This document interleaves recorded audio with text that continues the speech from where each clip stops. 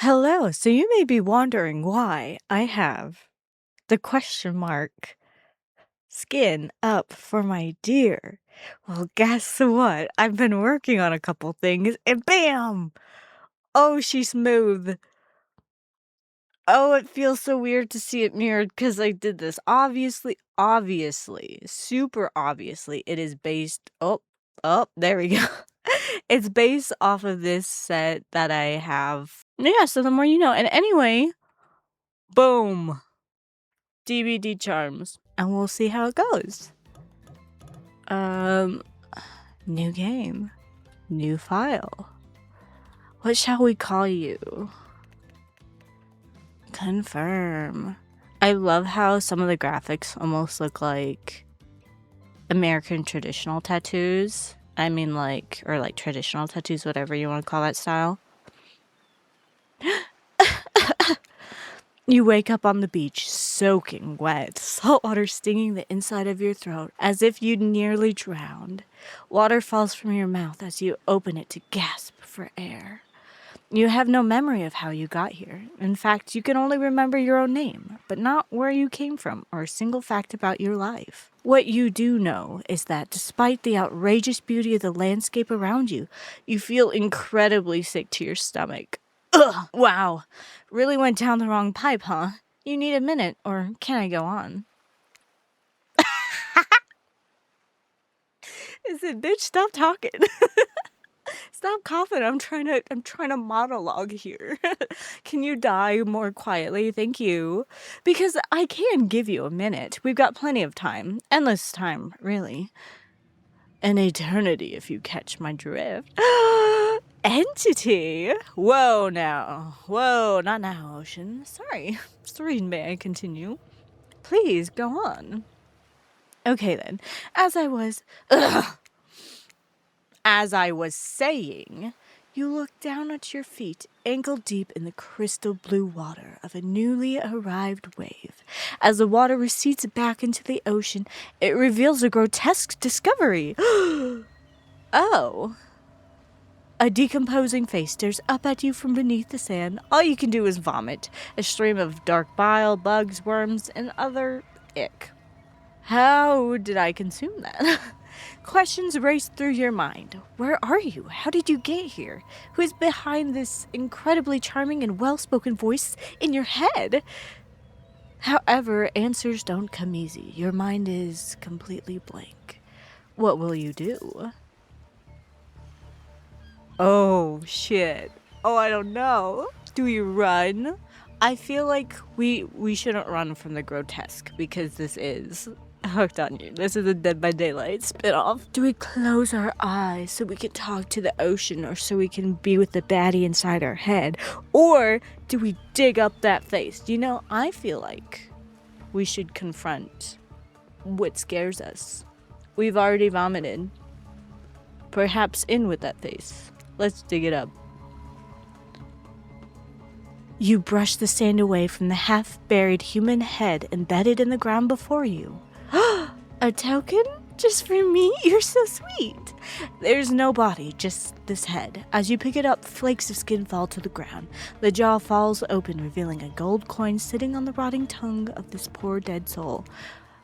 Getting your hands dirty, I see. I like that. You're a take charge type. Ooh, can I romance the ocean? Yay! The only thing, though, is, well, am I right? Am I wrong? Ferryman's coin. That's usually above the eyeballs, correct? It's not usually on the tongue. Unless it's a secret one. You examine the gold coin briefly, happily distracted from what has otherwise been an extremely confusing morning. The sun beats down on you, drying your clothes. You check your pockets, but they're empty. Plenty of room for a gold coin, you suppose, and so you deposit it. Why, that's a nice coin you've got there. What if you were to spend it right now? On what, though? There's not enough context. Let's go with... I want to say no thanks. I'm gonna say... But they could just introduce something. Right there, right now.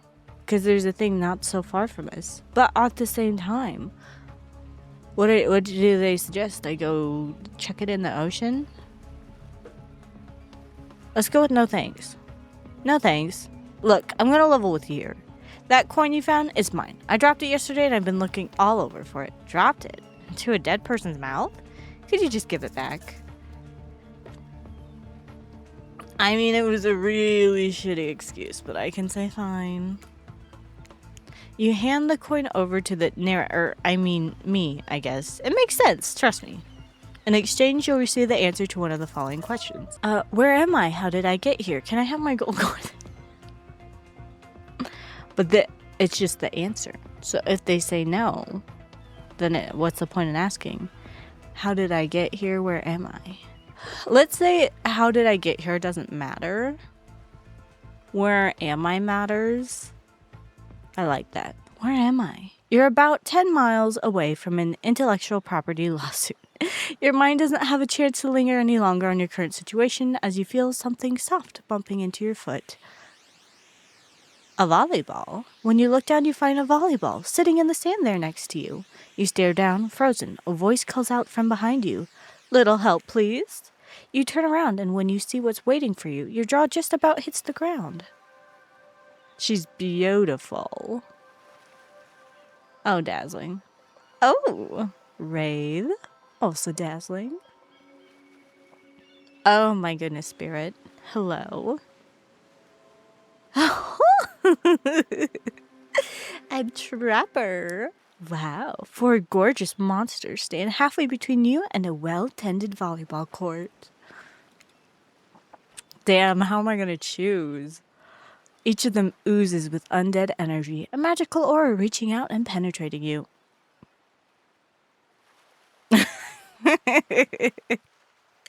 Via your eyes.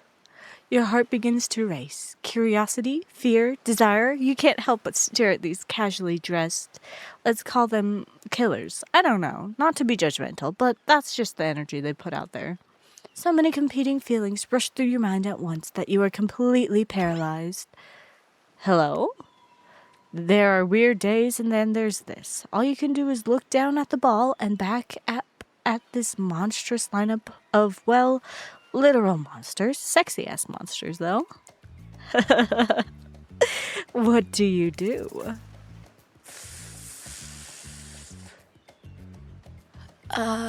Toss it back, because it's a volleyball. You bend down and grab the ball. It's warm from sitting in the sand on this beautiful day. When you give the ball a toss, it arcs beautifully through the air and lands right in Huntress's hands. Not bad, stranger. Huntress's muscles ripple as she grips it in her hand. You look her up and down and consider what it might be like to be held tightly in those strong arms. Warm, perhaps, maybe a little sweaty, but that's okay. It's natural. Oh my goodness. Try hard much? Blah. They're speaking directly to you, but you still can't bring yourself to reply. You're entranced. When you snap out of it, you realize that everyone has gone back to the volleyball court. Alone again, you look across the beach at these strange residents who casually bat a volleyball back and forth, happily ignoring your intrusion onto their private beach. Should you be frightened? Worried? Excited? I did refer to them as killers, not to give too much away. But at the same time, damn, they're looking very appealing in their own way, and nobody so much as lifted a blood-soaked finger in your direction. Don't be scared, Serene. You were made for this. Well, geez, if the spooky ocean voice says not to be scared, I'm sure it's all going to work out. With no good reason not to, you decide to head over and see what happens next. It seems like you've derailed the volleyball game just by showing up. You derailed the game just by showing up, nitwit. And I guess you're also a nitwit. Look, it's best to just go with what Trapper says when he says it. That's a policy I hold for pretty much anyone who always seems to have fresh blood on their hands.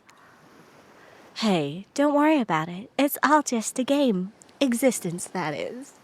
Besides, you seem a lot more interesting than a silly game. What's your deal? What brings you here? You mean they're here to do more than distract from my total domination? That was Wraith, That sigh means he was done with the game too. Either that or he saw a butterfly or something. Look, I don't care why this slack-jawed moron is here. I just want to know, can I kill them or not? You know you can't. At least not yet. Oh yeah, not yet. Hey, Serene, you might want to say something.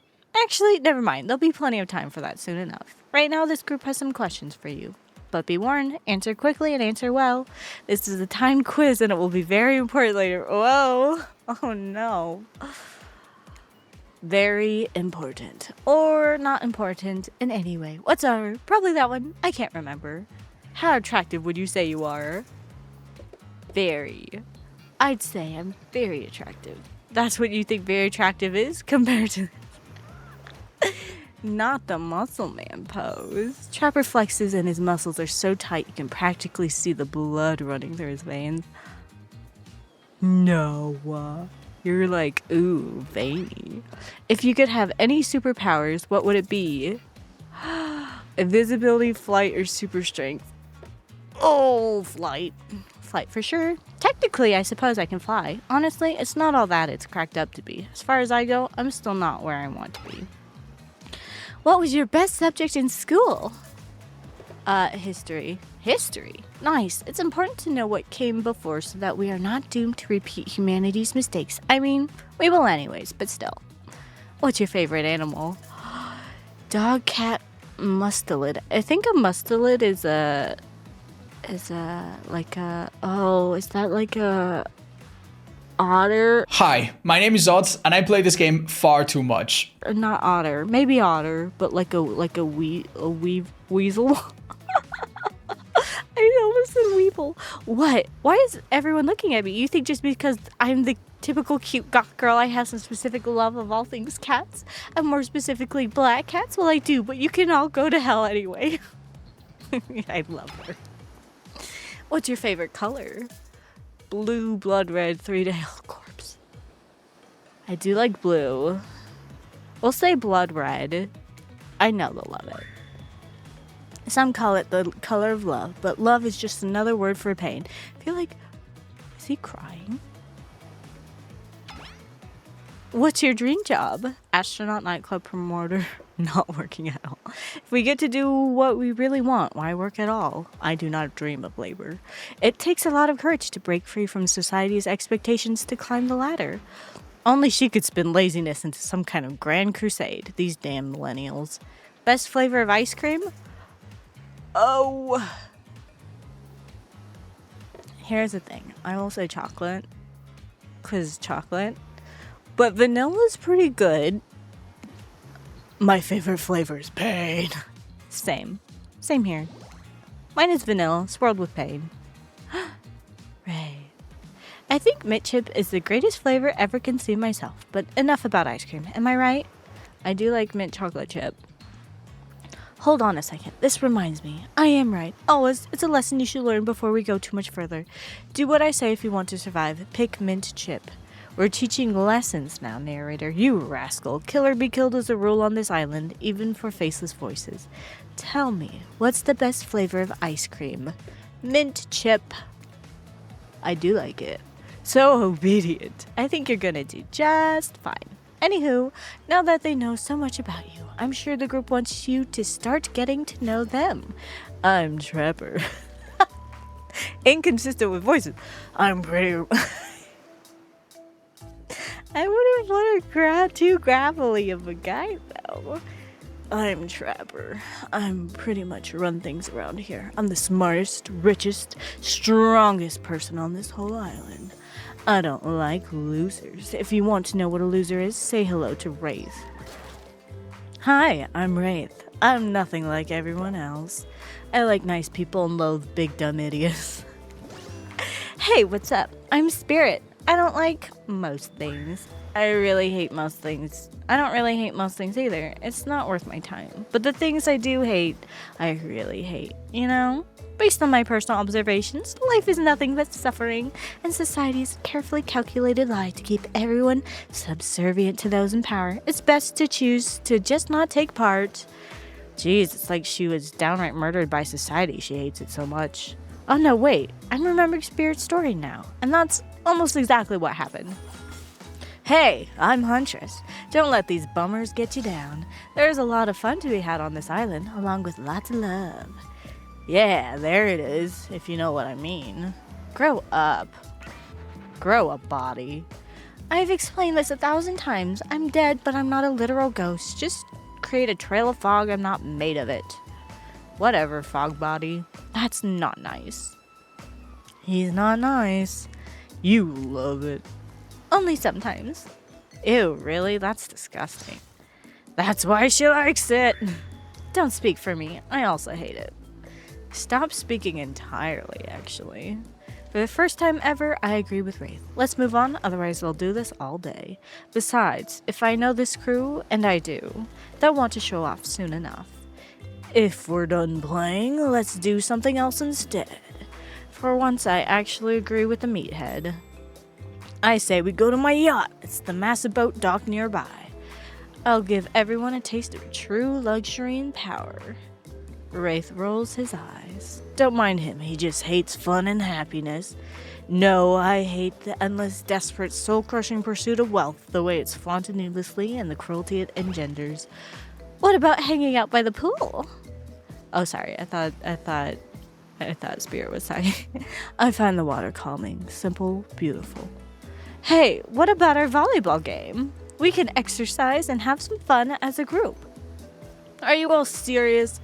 There's a perfectly good lounge to chill out at right there. I'm tired, and besides, I hate being in the sun. Where do you want to go? Oh, shit. What is that? The cabana? That's the volleyball. That's the yacht. Which one's a pool? Is that the pool? That's the yacht. I already love Huntress. I think I love all of them but Trapper. He's just too meatheaded for me. I like a himbo. I like a meathead when they're dumb and endearing. They have to have, heart of the cards. They have to have a golden heart. I would choose Wraiths, but I don't know. This might be Wraiths.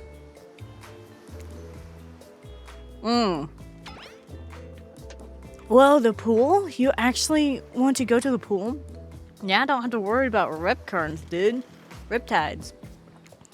Well, I mean, sure, why not? Right. I've got good ideas. What's wrong with my ideas? The pool is great. Everyone knows that. All over the world. If people agree on one thing, it's that pools are great. Except for when the little kids pee in it. But look, we've got a whole ocean right here, and they still put in a pool because pools are just, great. It's a real special treat.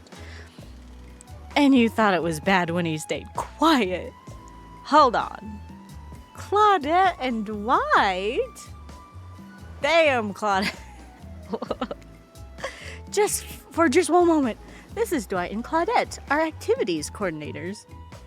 Dwight looks suspiciously cool for being Dwight. They're also the cooks, waiters, bartenders, janitors, and every other job. They're the only help remaining on the island. This place we call Murderer's Island. Cue dramatic musical flourish. None of the others survived. Survived the interview process, Hence why we shall heretofore refer to them as survivors with a capital S. These two have worked here a long time, so very long, I don't actually know how long it's been. Sorry. Anyway, I should probably let Dwight and Claudette do their mandated jobs. They sure look happy, but they're vibrating with a nervous energy that is starting to give me the creeps. Also, not Dwight with the horror shorts.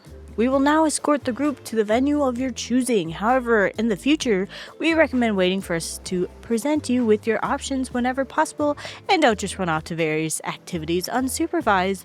We don't have much autonomy around here. The least you can do is allow us to do our job. The most you could do is help us get off this island. Dwight. Yes, pardon me. Please follow us. Hey, narrator? Yes, something I can help you with. Those two. Claudette and Dwight. I'm being a snitch. Oh my god. I don't trust the narrator. They took my coin. Those two, Claudette and Dwight, did they just start to mention something about wanting to escape? Is escape an option? Should I be trying to escape? Escape? Them? Oh, no. I think you're mistaken. It seems like Dwight was asking for help to get off this island, though. Oh, right, that. Yes, that's true, he was. But he just meant that he wants to get to the other vacation island getaway. A couple miles south of here. It has much fancier accommodations than this island. It's one of those big corporate outfits, quite exclusive, where all the famous celebrities hang out. Very luxurious.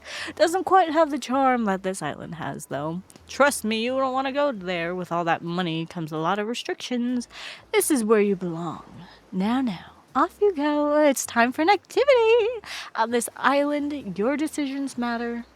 Mostly. When I agree with them. Not like that other island. So what'll it be? So not Wraith. What if...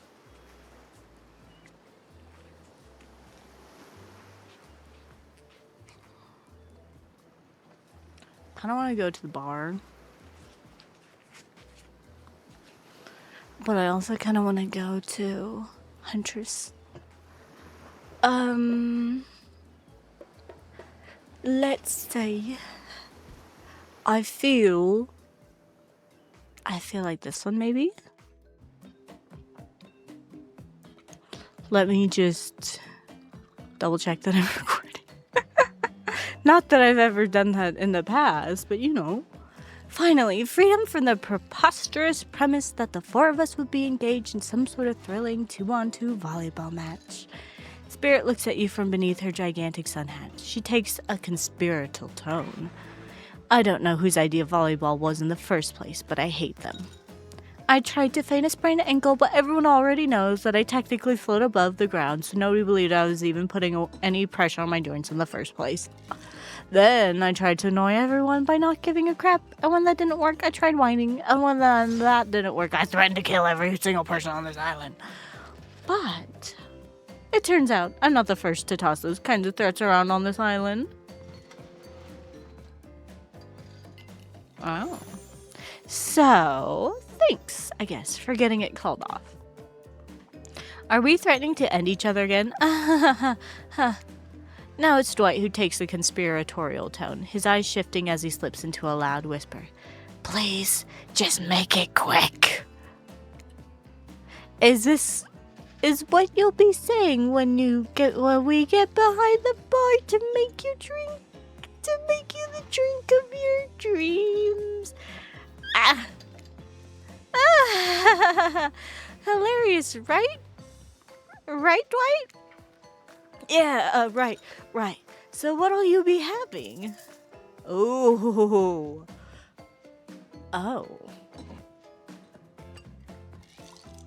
Personally, vodka soda.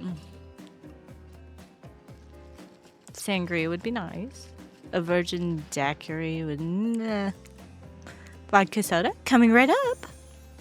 Oh, I didn't even connect. The Huntress really takes me back home, you know. Vodka is a very special drink to me. Warms the blood on a cold night in the woods. On occasion I would, how do you say, bump into the occasional soldier while hiking across the motherland. They always had a nip of vodka tucked away in a special little silver package in a special little hidden pocket. But no one hides from me. A bit basic to be drinking vodka on a tropical island, though, and you're mixing it with soda, really. Being passionate about being passionless is so last year. It's also my thing. And you're making it look bad. That's 2 strikes. Since we've fulfilled your request, it's time for you to return the favor. I should have known there was a catch. Icebreaker time! I swear, had I known they'd pull this kind of enthusiastic community building crap, I'd have suggested we attempt to walk the lowest point of the ocean before I ever set foot near this bar. You don't think it could be kind of fun? A little fun? Never mind, I hate it. This sucks. But it could be fine. Or whatever you say. Has anyone seen my hat? I've literally never seen him in a hat. If we must make small talk, I'm at least picking a topic before we end up being forced to do some lame improv game that nerds learn at their non-sports after-school activities that I definitely never did because I'm no nerd. Methinks a certain someone doth protest too much. Sitting here on this beautiful sunny afternoon, warm and beneath the cool fog beneath my severed feet. The topic I choose is books, novels, comics, fictions or not. Reading is the only real escape from the inescapable horror of life. The escape into your own mind. A groan rolls through the crowd. Not a lot of readers here, I'd imagine. Based on that response, they were much more enthusiastic about drinking. Considering the situation we're in, it seems an appropriate time to ask you. Serene, what's your dessert? Oh my god. What's your desert island book? The one book you'd bring with you if you were, well, on an island like this. Oh, and it has to be classic horror, for reasons that should be obvious. She means because this is an island of horror villains. And also, those books are all in the public domain. Nothing too modern. Humanity has really gotten soft these past 100 years, so what's your favorite? Oh my god. Oh. I like Frankenstein. And hear me out on this one. Frankenstein. Because Dr. Jekyll and Mr. Hyde is just about cruelty. Dracula, I've never read any of them but Frankenstein. And I watched the Frankenstein movie that recently released from Guillermo del Toro on Netflix. And that one was good. But also, the source material and it being a critique on how men want to be creators. And so in trying to be creators and have this God complex, they create monsters that are an abomination to everything, including God. What do you mean? You're gonna just be like, I read it. I've seen like 3 movie versions of Frankenstein. They've all been pretty good. I did mention the movie though. That kind of hurts. You know, you can lie to make yourself look smarter. They're killers, not mind readers. Oh, that's a good one. Seeking knowledge but finding only death? Yeah, been there. I can't say that my experiments have been as successful, but well, fingers crossed. And fire? Don't even get me started. Experiments? Ugh, crap. Not again, I swear. Every excuse you give him, it's this talk about... Shut up. Did you just tell me to shut up? Sorry. Take it from me, this one likes to think he's the scientist, but he's actually the monster. Can't I be a little bit of both? Like I said, I haven't actually read it, but that sounds smart enough that I'd be willing to believe it's the true meaning of the story. I know the true meaning. Oh, little flashy flash. Huntress. Enough about these old stories that belong to someone else. I think it's time to make up some new stories of our own. Before you know what's going on, Huntress is waving an empty vodka bottle in the air, a devilish twinkle in her half-mask covered eye. Might I suggest something a little naughty? Let's all get in a circle and spin this bad boy. Great deal. Trickster? I didn't know you were in the game. Purple-haired Trickster. Trickster? Isn't it a bit late to introduce a new character? I thought I was the one who gets to make the rules, so I'm not sure who I'm asking. But I wasn't ready for this. Well, hello. And who is this new fan in the waiting? Beat it, hack. I don't know. What's the harm in inviting one more person to join the circle for our game? Oh, I can't stay. I was just saying it's a great idea, while also teasing the secret Trickster ending. I've got much, much better things to do than hang out here. I'm famous. Toodaloo!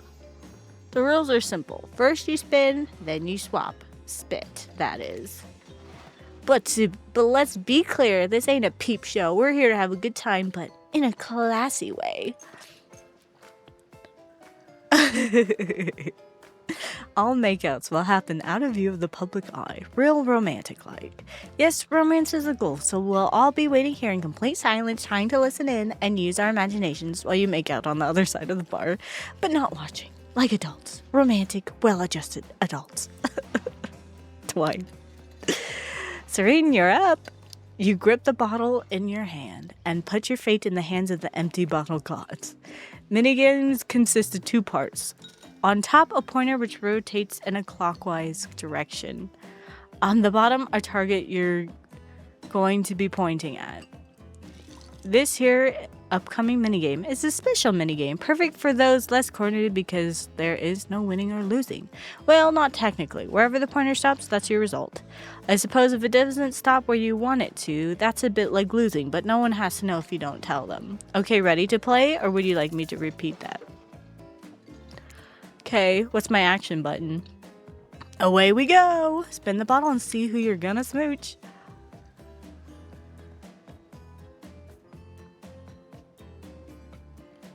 You got Wraith! You two are meant to be.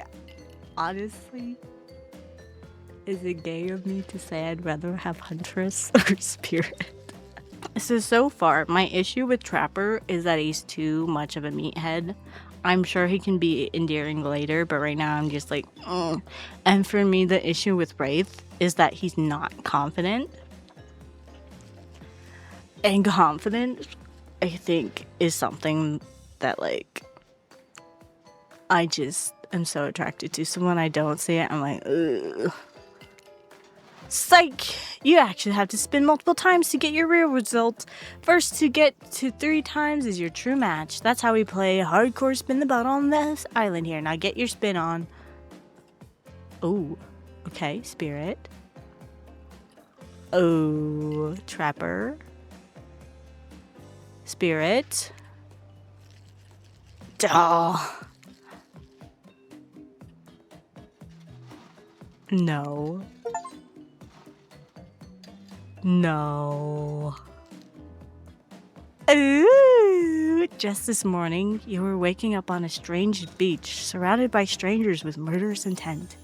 Now you're looking across a beach towel at Trapper. No.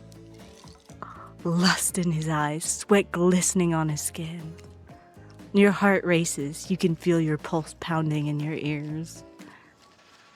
Trapper takes you by the hand and you sit face to face at a private section of the bar. Also, it'd be so hard to kiss with this. He begins to reach for you, putting his hands on your shoulders. You're sweating, but not in the sexy way he is. You're sweating in the gross way you'd sweat at the interview for a job you're not even remotely qualified for.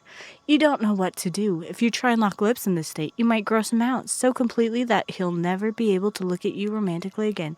Trapper, we save it. It's not happening. Don't cry. I know, to get this close to a living god and then feel the sting of his rejection, it must hurt bad. But don't take it personally. Well do, but use it to make yourself stronger. It's not because I don't want to, it's because you haven't earned it yet. You might, later. For now, it can't be that easy. Sure, maybe with one of the others. They're weak, sad, lonely. Not me. I don't need this. It's mine to give or to withhold. You really dodged a bullet. This means you'll have a chance to present yourself in a bit more flattering of a light later, assuming you survive. I'm not ashamed to tell you that I think you're cute. I would make out with you so hard your heart would cave in if I wanted to. And I do, but I still won't. Oh my god. What kind of line is that? Tell anyone I told you this and you die. They die. And then I have you all revived and kill you again. If anyone asks, I was the best you ever had, which I might just be another time. I hate to break up such a passionate moment that we only assume was passionate because we never spy on you constantly while you stay on the island. But dinner's being served right away. We must insist that you join us. We wouldn't want anyone dying of starvation when there are so many more interesting things to die from. Seems like the next activity is mealtime? How quaint.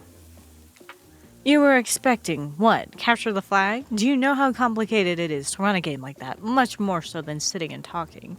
You arrive at the cookout area to find an assortment of picnic tables scattered around. What were you expecting? Some kind of grand hall with a huge banquet table? This ain't some prestigious fantasy epic like you'd find on cable. Dwight and Claudette usher you to your seat, but there's very limited seating directly around you. And, oh, great, terrific. It seems that everyone wants to sit next to you. Even better is that they don't want to sit next to certain other people either. To start, no one wants to sit next to Trapper. Meanwhile, he refuses to sit next to Wraith or Trickster. So, Trickster. Who's Trickster? Spirit. Huntress. Trickster. Oh, Trickster exists. He's at the banquet too. Oh yeah, Trickster's here. I was like, have I lost my mind? Is here. Surprised? Yeah, well, they don't call him Expected Stir? I'm sorry, even I get nervous around crowds of killers. My whole shtick is to get a little flustered. Okay, so Trapper does not want to sit next to Trickster or Wraith.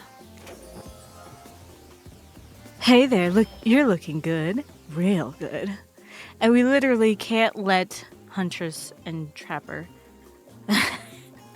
Huntress is like, fuck that man. So far, Trapper can sit next to Spirit. No, seriously, their arms are too big. They can't fit at the table if they sit side by side. Look at this. We can't even fit everyone on screen at the same time. You probably think it was an error, but it's not. It was completely intentional. Let that be a lesson to you. Every error you think you see is a choice. Behavior. Okay, Dwight and Claudette are directing traffic. You sit on one side. The rest of them will sit opposite you. Huntress and Trapper can sit at the ends with their enormous sexy arms. Okay, so they have to be at the ends as well. So this also means that that whoever Trapper is next to, it's then going to be, oh sorry, not X. Trapper, it has to be Spirit, because that's literally our only option. Oh, maybe I didn't need to do that. I was like, ooh, it's a logic puzzle. Tonight's meal was prepared slowly and carefully with both love and hate for 12 hours over a spit. We hope you all enjoy. We really, really hope you do. Hey, you didn't actually tell us what you're serving. What are we eating? It's meat. Seasoned with a specific number of special herbs and spices that we simply can't divulge. My favorite. Meat is good. Meat is murder. Is Wraith vegan? Wraith. Vegan question mark? Which is funny because he's also a killer. Which you know, considering that what you've been up to, who are you to get judgy now? I'm just sharing facts. And you need to murder something to eat its meat, so that's like technically true, unless if it's auto cannibalism. In which case you usually have to still be alive in order to eat yourself. Or you could be really cruel and do the same thing to other creatures. But, you know, if you're gonna be insane with it, might as well be auto-cannibalism. Phrases you don't expect to say in the context of a dating sim, but it's also a DBD dating sim. So, you know, whatever. Oh, I think this would literally be the order. Like, Trickster somewhere. Technically true is the best kind of true. Okay, enough yapping. Let's eat. Hey, Serene. You thinking what I'm thinking? It's gonna be a person on that spit, right? Or several parts of overlapping people, perhaps? I haven't seen many pigs wearing palm tree button-down prints, you know. When you look closely at the spit, you spot what definitely appears to be the scraps of fabric sandwiched between some layers of meat. I think I might be sick. Is there anything else to eat? This took 12 hours. And we do literally everything on this island. Actually, there's one thing you're not doing today. You're not carving up this delectable meal. Wow, he's ripe for a change because I am with my broad axe. It's the perfect tool for easily chopping anything in twain. First, who says twain? Sometimes I swear it's like we're all from completely different historical eras. Second, I'll handle this with my cleaver. Fast, powerful, and clean. At least it's clean when the meat is cooked. No blood. You two and your ridiculous bicep swinging contest. Enough. Grow up. Obviously, my gorgeous katana is the only option. Obs. The hell it is. Oh, I'll show you both my katana and send you to actual hell if you'd like. Please stop. I hate when we fight, or talk, or even when we look at each other in the eye. I can do it. I have the skull of Azeroth. Rave, I love you, sweetie, but no. Great. Instead of slicing it up, you can club it to a second death. Exactly. Hey, Serena, I know this isn't what you want to eat, but hurry up and volunteer to carve up Felix. I mean, dinner. Felix? Not the architect. Otherwise, this will go on for hours. No hyperbole. They once argued over who had the most effective weapons for 72 hours straight. And it doesn't matter which one does it. When they're done, they will take even longer cleaning their weapon, all while explaining the value in maintaining your tools. Despite being a bunch of cold-blooded killers, for some reason they're always terrified of tetanus. Valid. They don't want lockjaw. Hey, why don't you just let me carve up dinner? Splendid idea. We'd hate for it to get cold. He hated when it got cold. Here's a machete, freshly sharpened. Pointer and target. Yep. Spacebar. Oh my gosh. Okay, ready? I think we're ready. Oh.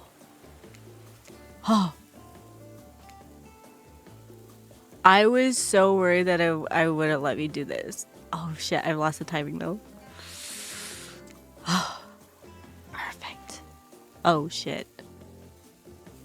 It goes so fast, I feel though. Oh shit. I missed completely.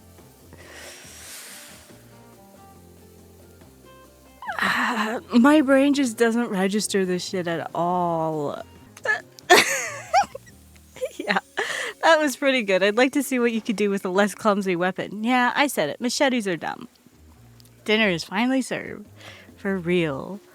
I missed twice. The sounds, especially coming from the masked killers while they eat, which involves lifting their masks and shoving food up behind them, are nasty. Spirit, meanwhile, doesn't even eat. She's the only one who seems to really be embracing being dead. They're all dead, right? This is obviously hell, I mean. Come on, we're still trying to be mysterious here. You think mystery comes easy? Claudette and Dwight aren't the only ones who've been working their asses off to make this night perfect. Well, at least they're lifting their masks. This is only 99% as disgusting as it could be if they tried to mash stuff through there. Spirit, weren't you hungry? The two best things about being dead is not having to eat. That's only one thing. Think about it, sorry. Number two is no number two. One less thing to think about in the afterlife. Even if I wanted to eat, I have no idea what would actually follow. You might have noticed, but I'm mostly just a bunch of dismembered body parts floating in a spectral form. Do you see how deep this cut on my abdomen is? I don't think my digestive tract connects anymore. Between the food and the behavior of the group, this might be the worst meal in history. But even worse is they're staring at you. You're not eating. They don't like that. I think they want an explanation why. What do you want to tell them?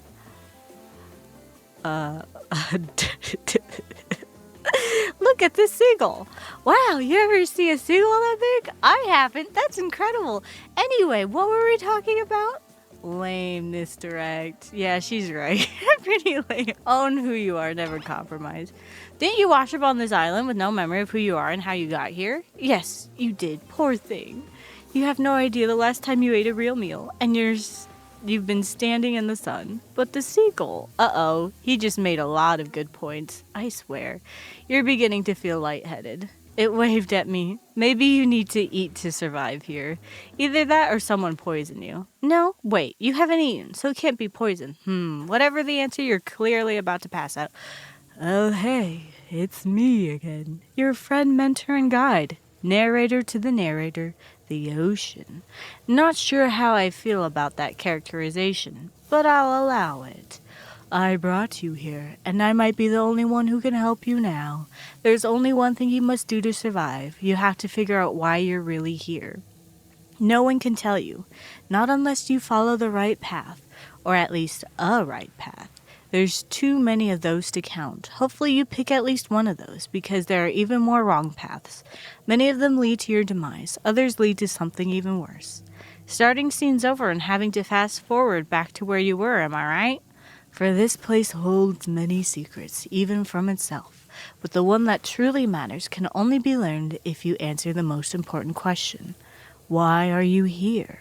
Why are you here? Answer that and you'll learn the truth. The ultimate truth. Vague. Mysterious. I gotta give it up to this ocean character. That's some quality early game storytelling. Hold on. I'm back. One more piece of advice. You've made many choices by now. Some of them I liked, some of them I did not. It's in your best interest to make more choices that I like. Versus the narrator. You wake up to find Wraith holding your limp body, gingerly pouring cool water onto your mouth. Now that you're finally alone, Wraith looks at you eagerly. I don't care if the seagull actually waved at you, but I understand the feeling of looking at you from so far away and wanting to reach out. But did it wave at you? Swear. I swear it. Shit. Right now it's been out of someone who just realized that Serena's he's disappointed in you. I disappointed in you. And you know, deep down you're disappointed in you also. It's more so than usual. Oh boy, looks like he's about to monologue. Now you've done it. So how do I say this? It's just, honesty is important to me. I've been burned too many times. Think about the word burn makes Wraith look away. Far away, eyes brimming with tears, and yet at the same time, dead. I understand. Wraith looks back at you with those sad eyes, wanting so badly to believe you. He looks down at the ground. I have something very important to tell you. It's about something very special to me. It's not something I tell everyone, but you know how important honesty is to me. I can't expect that from you if I'm not honest in return. Oh great, I bet he's got crabs. It's about my special bell. What? A special bell. It belonged to my father. He gave it to me before he and my mother, well, they had to go away. If I was ever in danger, I was supposed to ring this bell. It didn't really work, but it's all I have of my family with me. Wow, Wraith, thank you for telling me. Here, hold it. Whoa, Wraith just gave you his bell? Sound the alarms. What are you gonna do with this thing?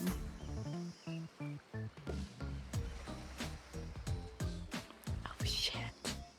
I feel like it's kind of rude to immediately be brash with it.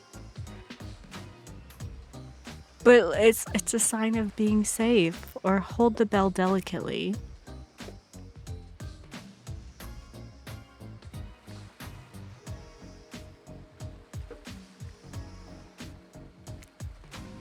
What's a bell if it doesn't make a sound? You'll never know because the first thing you do is ring the shit out of it.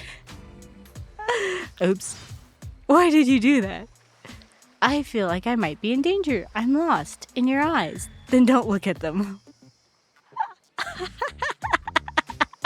Just as things are really heating up, you hear a flurry of footsteps behind you and you quickly spin around, ready to fend whatever new danger has popped up on the strange island, only to find that it's Dwight and Claudette sprinting across the beach, clippers in hand, which they're waving in the air above their heads. It's very important that we stick to the itinerary and attend each event as scheduled. Playing sick for cute flirt points was not a part of this evening's activities. That's strictly slotted in for after campfire story time. At this rate, we'll be late. Playing sick? No, no time for excuses. Well, there is, but that's scheduled for after what comes after the flirting. Go, go, go, go, go! Once everyone has gathered at the fire pit, Dwight and Claudette quickly make an announcement. We're not going to blame anyone in particular, but someone, and we're not going to say who, so don't worry, hasn't been sticking to the schedule. That means that we're behind on time for evening activities, and we'll only have time for one person to share their special spooky nighttime story. Just one story, but story time is my favorite activity. This is a narrative-heavy experience. You're telling us that only one person gets to share? How will we decide who? Oh great, we have to decide as a group? That never goes well. Whoever did this, step up now. I swear I won't be angry. I'll merely chop your head clean off. No fuss, no muss. Voice trembling, you realize this is probably it for you, but you embrace your fate. Sorry, everyone. I think they're talking about me. To be honest, I still don't understand how this whole schedule thing works. I guess I lost track of time while I was passed out. Been there before. Even though it's taking some pressure off of me, which is an absolute dream come true, Is it really fair to pick on the newbie? Seriously, has anything here ever happened on schedule, even once? Damn it, Donald, if you try to flex that authority gimmick one more time, so help me. I'll snap your head off so quick, and then I'll drown you in his blood, Cynthia. Fuss and muss are back on. You two know I love to hack, slash, and slice. We all know you love to kill. It's almost all you talk about. Nobody named any names. Who even knows any names? Not us. I renounce my name. Who's Donald? Who's Dwight? Who even knows anymore? Call me nobody. But nobody. But still, we gotta get started on story time. So, Serene, who do you think should go? Ah, damn it, that's a name. Please pick somebody quickly so that this tropical vacation doesn't turn into a bloodbath. Oh, shit. Trapper? Do we want to go for Trapper? But Huntress. I choose you, Huntress. Whoa. This entire experience is being carefully crafted to avoid an IP infringement lawsuit. Let's be careful with the catchphrases, will ya? Huntress steps up to tell her story, and the campfire flickers in her faraway eyes.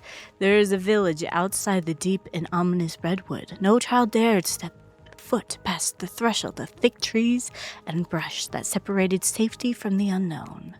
Grown men that ventured in often would never return, and the sounds that echoed out into the village were something inhuman. The women of the towns told the story to the young children, hoping that it would be enough to dissuade them from curious exploration beyond the boundaries of the village.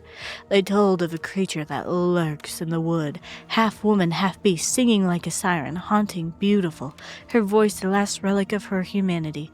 It lulls all who hear into her domain, and not precocious child nor fierce soldier can escape once you are in her clutches. Those who've seen her say she wears a mask of hair stained with the blood of so many poor souls. The hatchet she wields has been brought down brutally on the skull of many an unsuspecting hunter.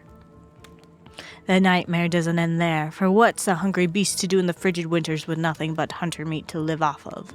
It is said that the Huntress, as the villagers called her, couldn't bring herself to kill the young girls she came across in the forest. Instead, they'd suffer an even worse fate, for longing for a child of her own, she'd bring them back to her secluded cabin to keep them safe. She'd wrap a tight cord of rope around their necks and affix them to the wall. That way they'd be warm. That way they'd be out of harm's way. The Huntress would even bring the girls presents, toys she'd pilfered from other bodies, masks she'd fashioned out of things from the cottage, and little dolls made of grass and twigs, but these toys did nothing to quell the children's fear. Within days, the girls would waste away from starvation and dehydration. For all her good intentions, the Huntress had never learned how to care for a human child. You see a tear creep down from underneath Huntress's mask. Suddenly, the most beautiful singing voice you've ever heard fills the air. Am I supposed to sing this? Sleep, my darling tiny one, tucked within your bed so tight, else the old gray wolf will come and grab you by your side. There's a brief moment of silence, and you feel the need to contribute to this stirring moment. Join in singing? Slow clap? Make a joke? Slow clap? I would join in singing. He'll snatch you up between his teeth if on the bed's edge you sleep, and drag you to the forest deep beneath the quaking tree. Huntress can't believe you know this song. You share an intimate glance across the campfire. Ooh. So close your eyes and fall asleep. Count the little woolly sheep, tucked so tightly you must keep, or he will come for you. The song ends and you are both met with silence around the campfire. I love that song, Bayu Bayushka, the old Soviet lullaby, right? It is the song my mother used to sing to me before bed every night. I am so curious. Is it Bayu Bayushka? Somebody did a version of it. Ashley Serena.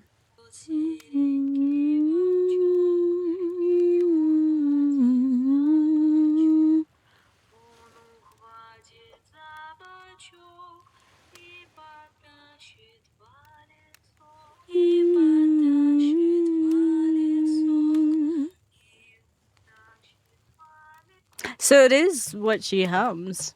But now I must go. The memories, they are so much. On that note, everyone decides it's time to take a break and split up for a bit so that they can all have a moment alone before bed. Everyone leaves and you're alone by the fire. The only thing you hear is the ocean slowly lapping against the shore. This is nice. A true moment of peace and tranquility that lasts for all of 7 seconds because Trickster shows up. He's blaring his latest song. Hey baby, you look lonely. Mind if I join you? He doesn't wait for an answer. I know you've been hearing from these guppies all day, but I want you to hear something from a big fish like me. Something special those in charge of this island don't want you to hear. I am the ultimate catch on this island, the only lobster in an ocean of sardines. No one can give you what I can. You just have to find me. Come find me, baby. Trickster leaves. You're a bit confused about what to make of his cryptic clues, but you aren't going to get any time to yourself to think about them just yet. Huntress approaches you. Of course you liked my story. Who wouldn't? It had everything. Cute kids, dead men, a huntress. I find little stories are better with the sound of a burning fire filling the air around you. All the smoke, however, I could do without. I'd rather eat barbecue than smell like it. Let's rinse off all that campfire with a dip in the hot tub, shall we? Dipping in hot tubs with the Huntress. You've come a long way in a single day. I'm not saying you shouldn't follow her. An offer like that. Just don't forget our little talk. Is that support or not? You and your storyteller friend slip into the water. It's just the right temperature for an evening dip. Plus, if some jealous shark comes along and manages to jump from the ocean into the pool, you're also pretty sure your killer companion could handle it. Yeah, she could. Before you run off, I wanted to make something clear. You know that half-woman, half-beast I was talking about in my story? Yeah? That's me. What? I'm her. No way, how cool. Yeah, I got that. I mean, yeah. No way, how cool. That's really awesome. Thanks for being vulnerable and telling such a personal story. Huntress shyly twirls her hair. Tell the truth. What did you think of my tale? Do I have the makings of a best-selling author, such as the comedic mastermind Dostoevsky? It was a really well-told narrative. Clear beginning, middle, and end. Riveted from the start, plus the woman in the force. I mean, you are clearly not a true villain. You are just a traumatized child. Oh. Okay, now you're just being a suck-up. Huntress's eyes leer at you from behind her mask. She's had her time in the spotlight and is playing coy now. Chuckle awkwardly. Why are you laughing? I can't help but giggle when I'm both about to die and also maybe falling in love.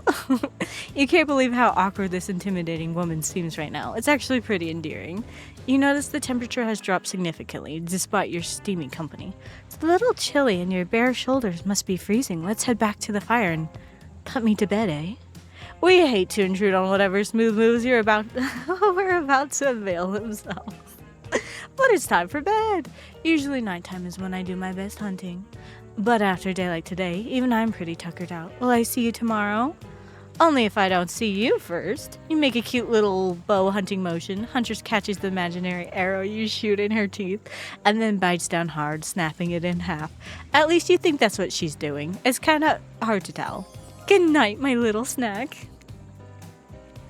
I'm sure that wasn't a reference to actually eating you. Unless. You head over to the campfire. The heat is comforting on this chilly night. Looking into the crackling embers, you think about Huntress's story of the half-human beast that abducted all those innocent children, an attempt to save them that led to their doom. Are you a mistaken prisoner here on this island? Is this your salvation, or will it be your demise?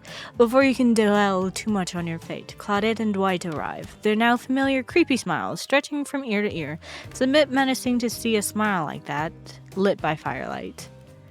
We must apologize for the accommodations. We weren't prepared for another guest, but we're going to make you comfortable or die trying. They hand over a pillow and blanket and welcome you to snuggle up by the fire. Perhaps some music will put you at ease. Just try to keep the volume to a minimum, or our other guests aren't the types you'll want to rob of their beauty sleep.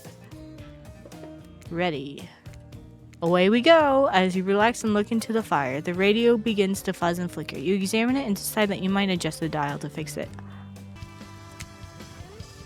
Let's talk about our community. For us, it means...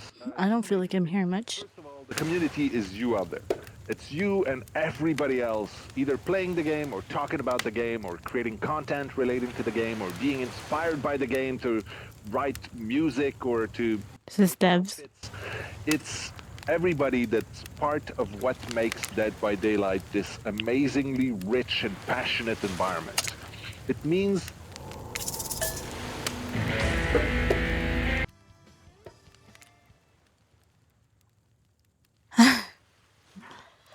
No matter how many things you listen to, you still can't sleep. You decide to ask one of the killers to spend a little more time with you until you're sleepier. Who would you like to summon to your side as you lay by the fire? I feel like Spirit would be like, Mendoxe. She's like, oh, you pull me out just for this?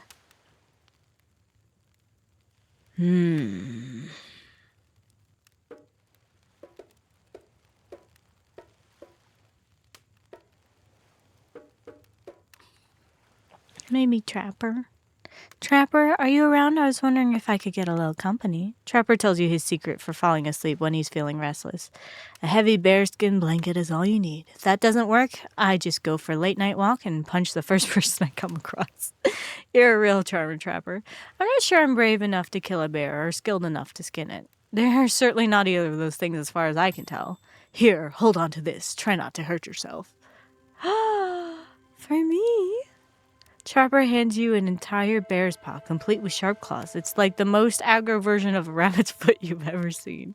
You finally start to feel sleepy, except maybe this isn't really a sleepy feeling. Maybe you're paralyzed. You try to keep your eyes open, but you can't. Darkness overtakes you. The dark voice from earlier speaks to you again. It shouldn't still be as spooky, but now you've had a whole day of strange voices in your head. This one is still undeniably odd. The human body is made up of 60% water. Did you know that? Of course you did. Everyone knows that. Even amnesiac video game protagonists. Well, guess what? Drink as much as you'd like. You'll never get to 100%. You hear me? Don't think I don't see what you're up to. You awake suddenly to see someone looming over you. Wraith stares at you awkwardly. Uh-oh. He says nothing, just stares. You look around to see if there's something going on behind you or on either side, but nope, just staring. Oh, you're awake. I saw you with the Trapper right before bedtime. Are you making some sort of alliance? Are you with... Wraith scans the horizon. Them? I'm just making sure you are who you say you are. I've been burned before and something seems off on this island since you've arrived. Even more off than usual. Maybe we could talk more about that tomorrow. It's just, since you got here, I think we could have a really nice day tomorrow, together. It's just, you have no idea how long I've been here with these monsters. To be honest, I have no idea either. They're just awful, boring and loud and stupid. You're different. There's finally someone here on my level. You're thoughtful, interesting, gentle. I think we could, have fun. I could show you some cool stuff if you want. If you don't, that's totally cool. I get it. No pressure. In fact, probably just forget I was here. Good night. Finally alone for real this time, maybe. You drift off to sleep again. Hopefully you're not poisoned. Poisoned? Wait a second. Where are we? This isn't... Oh, geez. It is. It's one of those reality show confessional rooms where all the contestants talk directly to the camera. I think today went really well. These were some of my first interactions with someone who isn't a parent that didn't end in bloodshed or untimely perishing in my Russian cottage. So I'm counting today as a win, no matter what happens. What do I think of the newcomer? Do I have to say? Oh, I do. Okay, attractive, mysterious. I really don't know what many other words since I was raised by my mom in the woods until she was skewered by an elk and I had to wash her entrails off my Seraphim. That being said, the other three should make sure to be on their guard. I don't know who this newcomer will want to spend time with tomorrow, but I for one will not let my guard down easily. Who knows about the others? Wraith, I think, knows more than he's letting on about this place, but he's a hard nut to crack. Meanwhile, Spirit is just screaming all the time. Major Buzzkill and Trapper, ugh. Where do I even begin with Trapper? He's buff, sure, but daddy issues much? Sheesh.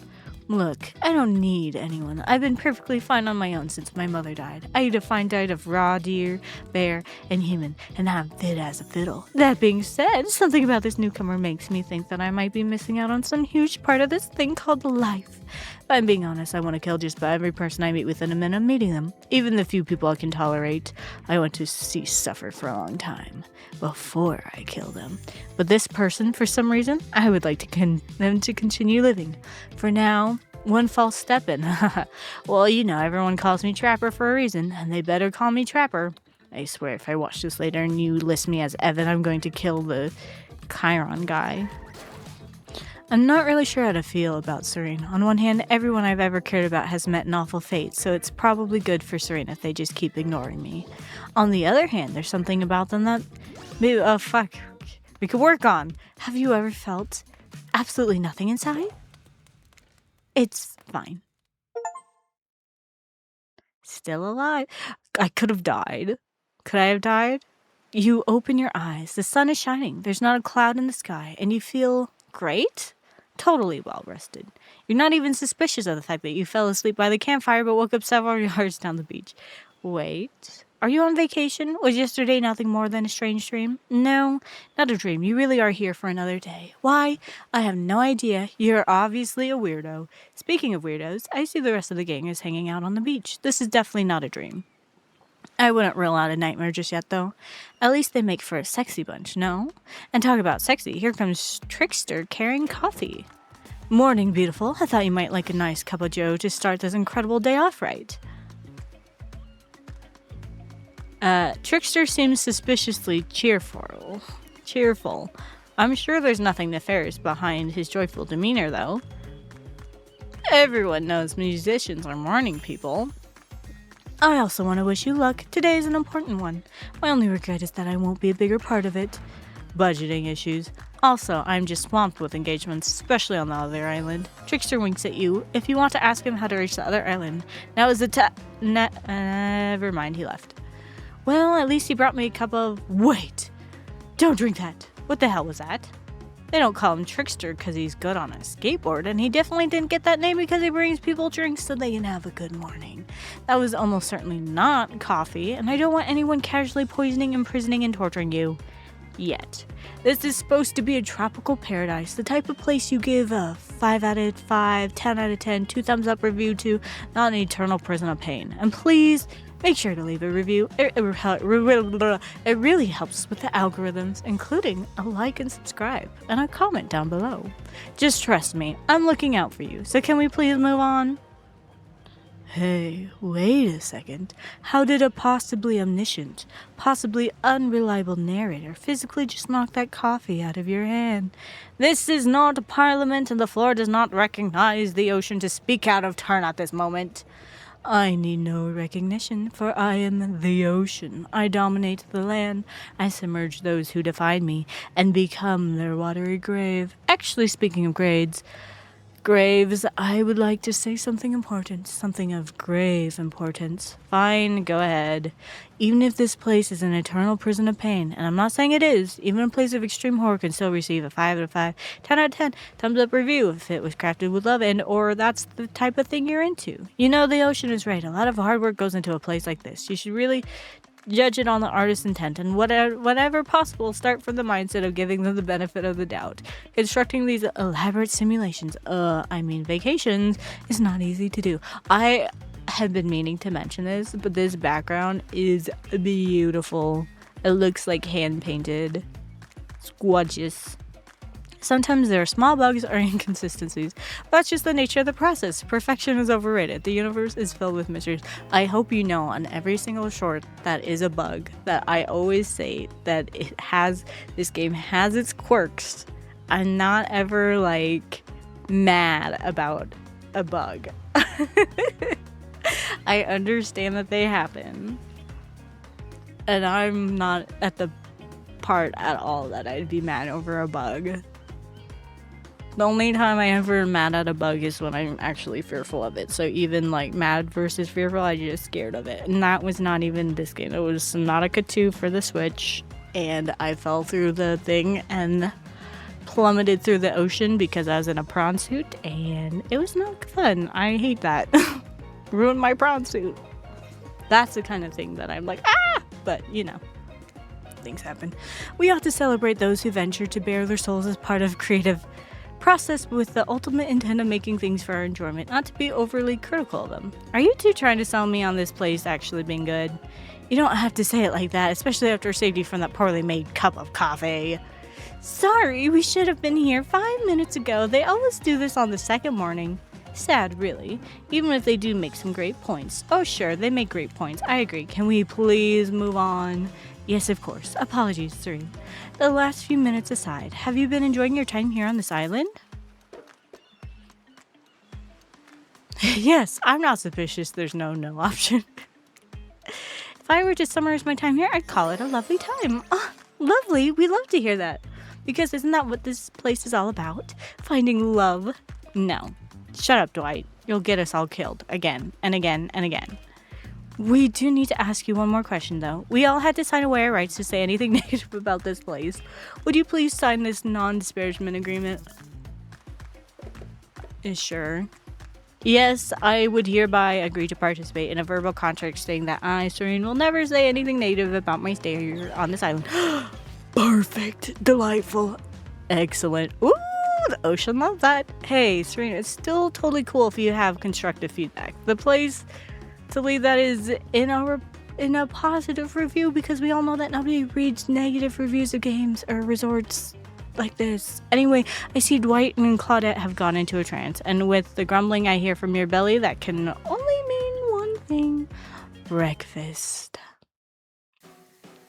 Perfect timing. Everyone rolls into the dining area to lard up those sexy little bellies with pancakes and bacon, and so much for maintaining these beach bods. We're all half naked in a tropical paradise. Can we get some strawberries here? A yogurt? Magic powers will only get you so far. Even killers watch their sodium intake. You take your plate and sit down, thinking about yesterday and the whirlwind of feelings you experienced. Danger, dread, disorientation. It was like going through puberty again, except all in one day on a beautiful and mysterious island. Looks like you're not the only one doing some introspection, though. Trapper stands up to talk about how his day went, in case anyone was wondering. Personally, I wasn't. I'll be honest, I didn't expect you to survive yesterday, so congrats, I guess. Whether you survive today is 50-50 at best. Good luck. Well, that was bizarre. Back to you, Nope. Now Huntress steps up to talk about her feelings. At this point, anything could happen. I'm open to all possibilities that this strange island has in store. How open-minded! Oh, well, that surely must be it. No one else would weirdly stand up during breakfast. And just like that, here comes Spirit. If I look especially well-rested this morning, it's not because I slept well. As you know, I'm much too dedicated to finding revenge to ever sleep again, but because you all really left me alone yesterday to be my best, not constantly annoyed self. And I thank you for that. I thought she would appreciate that. That's why I didn't call her at the nighttime. Now, if you don't mind, I'm going to go back to quietly resenting being trapped here with you all while looking cute doing so. Guessing Wraith had enough time to work up the courage to speak in front of a group. Ah, perfect. There he is. Take us home, Wraith. I'm glad the introduction of Serene to our island paradise, and yeah, that was in quotations, didn't distract me from my normal routine, ignoring all of you, and vice versa. This place is an eternal prison of suspicion and suffering, and no one cares, so the only one asking any questions. I'm asking a question too. It's when will Wraith shut up?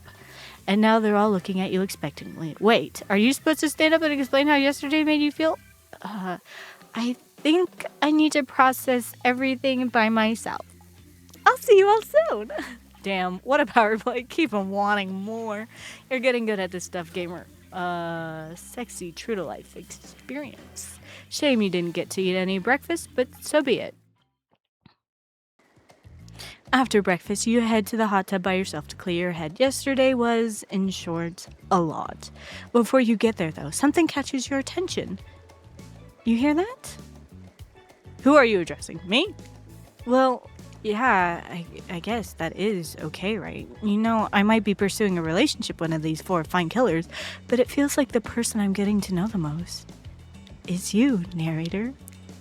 It's only okay in so much as it serves to illustrate that you've lost your mind, seeing how I'm not real and all. Yeah, I heard it this time. I think it's coming from behind the pool shed. No.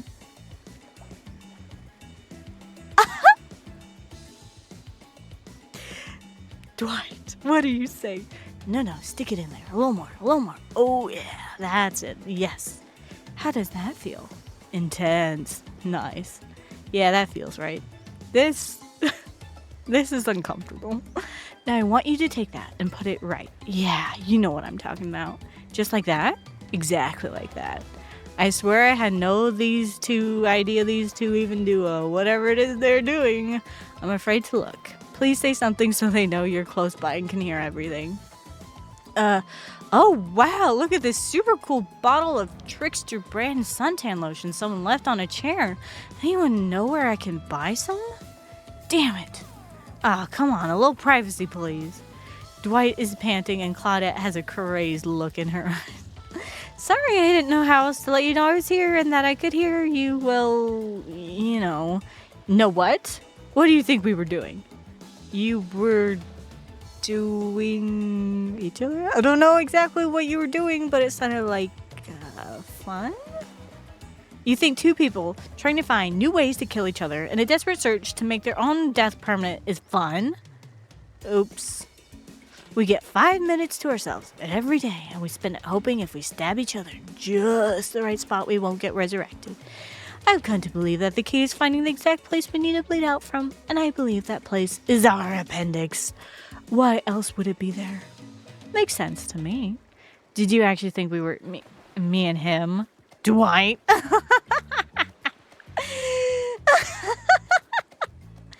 You don't have to laugh that hard. They get it.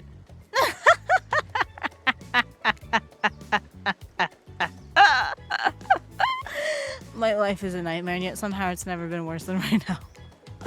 Let's go, lover boy. I know that all our entry wounds in our 5 minutes is up anyway. Good luck, Serene. You're gonna need it. And hey, if you figure out how to escape this island, please make sure your ghost tells us how. That was both a tragedy and a comedy. A cragmedy. Shut up. I like it. Anyway, where were we? Oh yeah, you're heading to the hot tub by yourself to clear your head. Yesterday was, in short, a lot. So far today has been exhausting too. But you're dedicated to achieving a true, centered sense of calm. No drama, no bullshit, just soaking up sun in a heated pool. Today you're on a date with you. Oh, I like that. I want to be on a date with me. Who would make the first move? And aside from that disturbing thought, all is going to plan until a shadow blocks your precious sun. Spiky tipped like a palm tree is bending over to screw with you. But it's no tree at all. It's Trickster. Hey babe. Breakfast was weird, huh? Everybody just getting up and announcing how they're feeling? What's that about? Some forced kind of check-in with the group? I don't like it. Fishy. Kind of lazy. Whatever though. Breakfast is dumb. No one should eat before noon or after 4 p.m. Yeah, I do intermittent fasting. You've seen my abs, by the way. Maybe you can see them later at my private stage on the other island. You know, IP Island, where all the Hollywood celebs hang out. If you play your cards right, I could give you a private show. Catch you around. His abs are pretty amazing. You gotta give him that. And the blow-up bat, threatening but adorable. Makes for an interesting silhouette. Genius design. He's a psychopath, just like the rest of them. You don't gotta give him anything. And we're not best friends. Just because we had a little talk about doing a little talking, it's not an open invitation to go smashing the fourth wall every 5 seconds. Okay, now that that guy is gone, and we've got some ground rules established that we're definitely going to abide by, it's time to lay back, take some deep, slow breaths, and nope, another shadow. These people will not leave you alone. Let's see who it is this time. Ah, yes, Huntress. That makes sense. You two have gotten pretty cozy. We should get out of here. I know a place that's quiet and out of the way. No one will be able to hunt us. Hear us there. Doesn't that sound intriguing? But immediately a flood of worry floods your brain. Should you pack a picnic? Bring your swimsuit? A pocket knife? You decide to bring as much as you can. You may have to make a run for it at some point, and you should be prepared. But of course, you washed up on this island with nothing but clothes on your back, so you've got nothing to gather. Are you ready for this? They call her the Huntress, not the Hugstress. You look up at this towering goddess, trying to form a sentence when suddenly, before you can decide if you want to go off with her, the trapper interjects. I demand that you reconsider. Why settle for a bunny with a hatchet when you can have everything you ever wanted? Tough choice. You weigh your options quickly because you can only go on one date today. And you also don't want to be hacked to pieces for saying the wrong thing. It's always good to remember that these are all cold-blooded killers, but you know what they say, when life gives you lemons, you make lemonade, then die a horrible, retching, writhing death after drinking it because the lemons were poisoned all along. Sorry, this island has really got me tilted. So who will it be? I feel a little concerned. I don't know. Do I go into the forest with Huntress like a little lost lamb? Keen for death? Do we go with Trapper, who hasn't said at all where we're going? Do we risk offending Huntress? Because what if it's just going to be a nice little stroll and we talk about her backstory, but we already know her backstory. And Trapper has the yacht, which could be good for going to Trickster.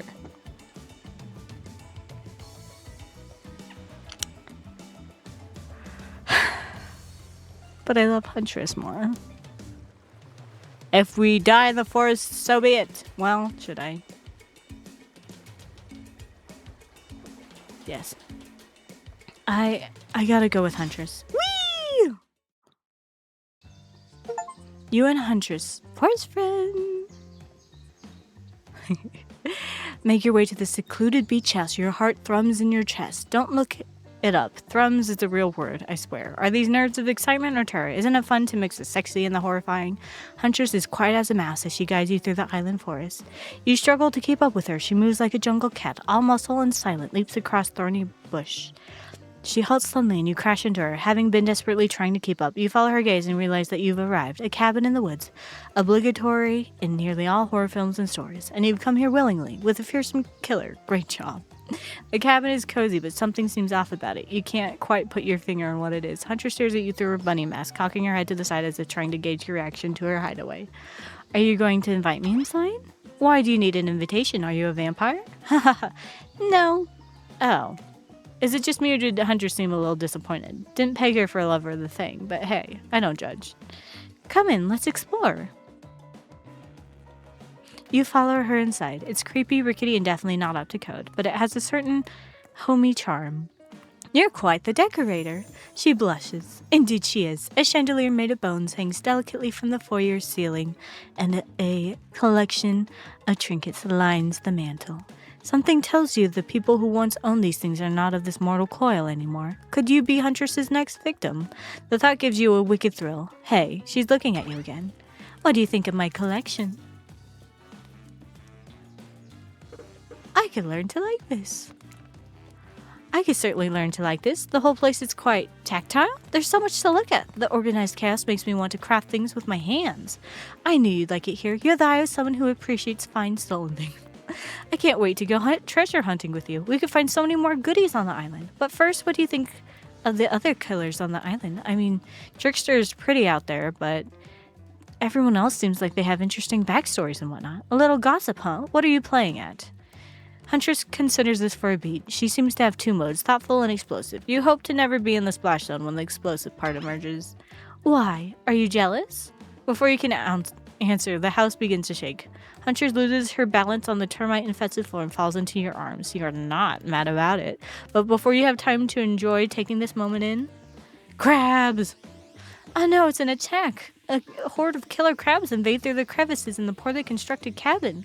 They race at you and Huntress in swarms, clacking their razor-sharp claws at you. You must act quickly. What will you do? What's a shashka? What the hell's a shashka? I gotta Google this. Not gonna, search whatever, but I will. What is a shashka? Oh, it's a saber of sorts. I don't know. Part of me thinks Huntress would rather be my guardian. I'm just, I feel like she would think it would be cute if I just hid. But I don't want it to bring out her her predatory behavior. You quickly reach out and grab a shashka off of the wall. Being the highly educated person that you definitely are in Google, you know that a shashka is a Russian sword, not an umbrella or a can of cola or something else like that. Back to back with Huntress, you both hack away at the attacking crustaceans. You manage to slay the majority of the killer crabs. The ones you miss go scurrying away back into their hidey holes. Huntress turns to you with a gaze that's full of passion and intrigue. However, before it bubbles over, she looks away, suppressing this feeling. Is she nervous? Huntress sits down on the wicker couch and begins cleaning the guts off her hatchet. It's an obligatory scene for every killer. You're just happy to not be the source of what she's wiping off. Looks like we're having crab for dinner. She doesn't smile at your joke. She has that ponderous look on her face again. You join her on the couch. Man, sometimes those near-death experiences really get me thinking about what I want in life. I think I'd really like to start a family one day. How about you? Maybe one day, with the right person. I mean, it's a life-changing decision. You have to make sure it's right. Hunter smiles coyly. A good answer. You never know what kind of weirdos are out there. What were you like as a kid? You try to imagine the giantess as a meek child in a puffer coat wandering about the forest. Huntress chuckles, her laugh quite cute and soft. I was so innocent. We hunted to survive, then went back to the cottage and Mother would tell me stories, and we'd drink tea and imagine a life far away from the woods, somewhere like this. I suppose I finally achieved what she always wanted for me, but since coming here, something feels off. It's beautiful and warm. Everyone is so attractive, like thirst traps galore. But don't you get the feeling that something is coming for us? Oh no, she's onto you. But onto you about what? Swirling memories rush through your head. Nightmares, visions of a dark cloud. Claudette and Dwight's vacant stares that belie some sort of hypnosis. Quick, validate her theory or try and push it off. What? I don't feel that way at all. Everything is perfect here and I know nothing. Nothing, okay? Nice save. Wouldn't want to derail the mission you're on. Maybe you haven't fooled her after all. Huntress looks at you with a sneer of distrust. The newcomer doth protest too much. You've saved from the stress of being stared down by a ruthless Russian woman with a hatchet by. Claudette and Dwight burst in on you and interrupt. We have a dramatic announcement, but it needs to happen back at the beach. You arrive at the beach and realize you were set up. There's no big announcement after all. What we have here is a good old-fashioned rivalry. It's true, exactly like that voice we cannot hear and certainly aren't referencing says. We were forced to interrupt your lovely date by another killer. They are here and ready to make you an offer of love you won't be able to deny. Trapper emerges from the water. Is he in slow motion? He's pure thirst. He's a Paul Newman on a horseback. He's Denzel on the cover of GQ. Manly manliness brought to life. Also, was he holding his breath under there this whole time waiting for his cue? That's commitment to a bit if I've ever seen it. Heard you spent the day in a quaint cottage. That's cute. How about a quaint mansion? Or better yet, how about one on each continent? Yeah, I'm including Antarctica. I'm really, really rich. Think of how cozy we can get there in a snowy 10-bedroom chateau. One of those pools that is half indoor, half outdoor, but nice and warm throughout.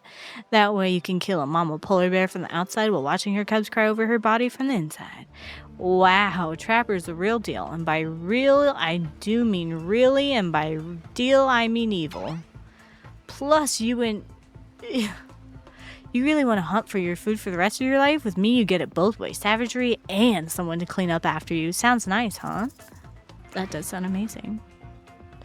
Why didn't you lead with all that fancy stuff yesterday? A life of brutal havoc? Slaying underlings? Being really rich and sexy? It is a tough decision, but if I say it's a tough decision... Sounds good, let's bounce, muscles. Trapper glares at you. You sure turned on Huntress easily. Are you gonna ditch me like that one day? I ever heard of loyalty? Oopsies.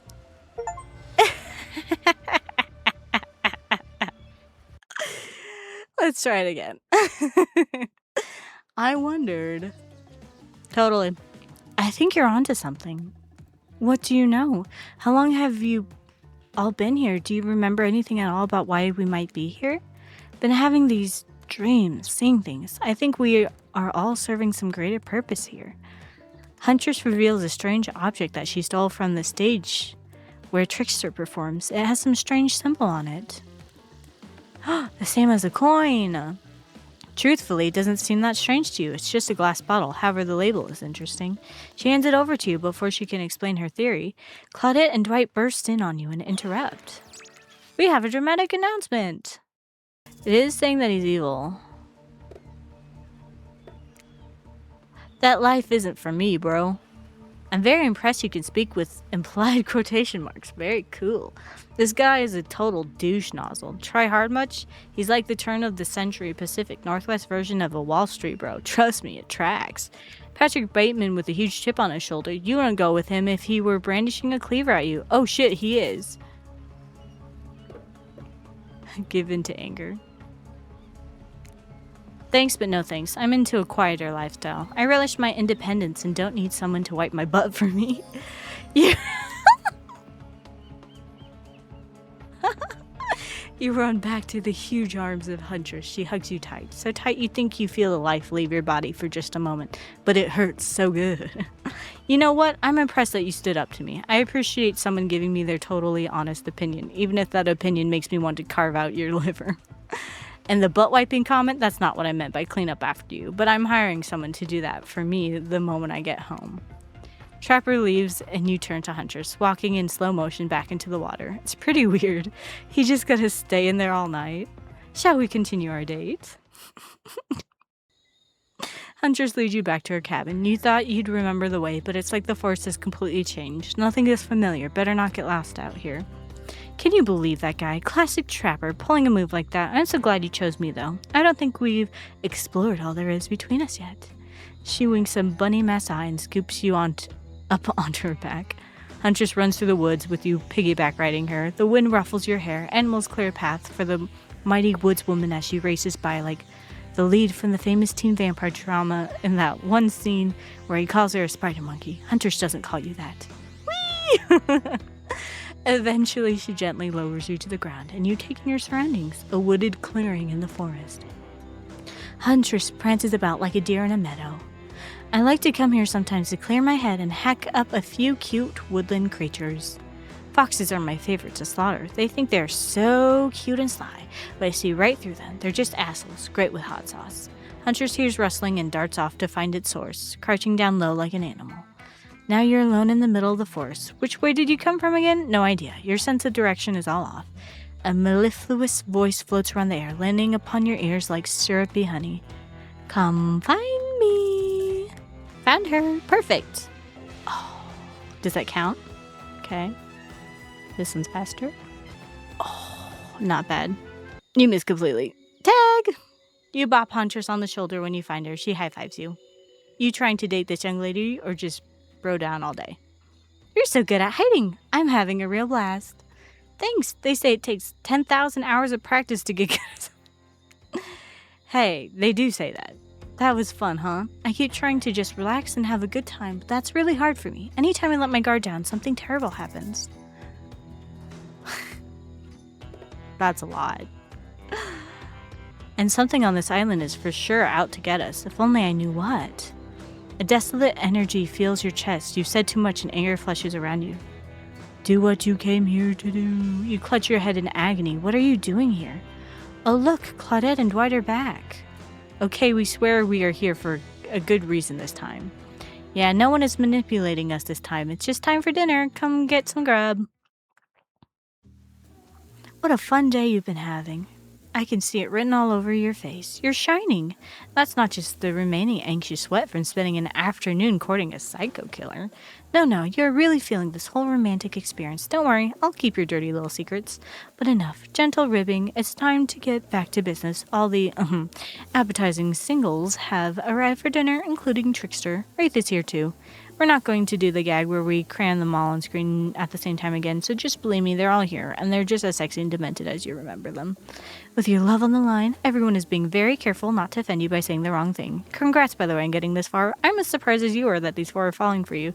No, not because of your personality, but because you just met them yesterday. However, since Wraith seems like the biggest long shot to end up holding onto your heart, he throws caution to the wind and speaks up. It's a pretty small consolation prize for being the least loved killer on Murderer's Island, but hey, letting them have this one moment in the spotlight is the least we can do, and heaven knows they won't do anything better than that. I'm sick of watching everyone else gorge themselves while I'm preoccupied with, trying to get to the bottom of this never-ending nightmare. So tonight, none of that. I'm not really hungry anyway, so I say we just do a simple salad or something, the green kind, not the mayo kind. Mayo's gross.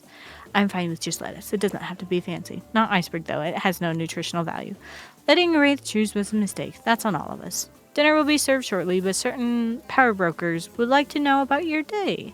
Would you like to share your day with the rest of the group? You've had an interesting day, that's for sure. But how will you describe it to the others? Say too much or too little, and it could affect your standing with the group. Okay, but don't just sit there saying nothing. Nothing is not an option.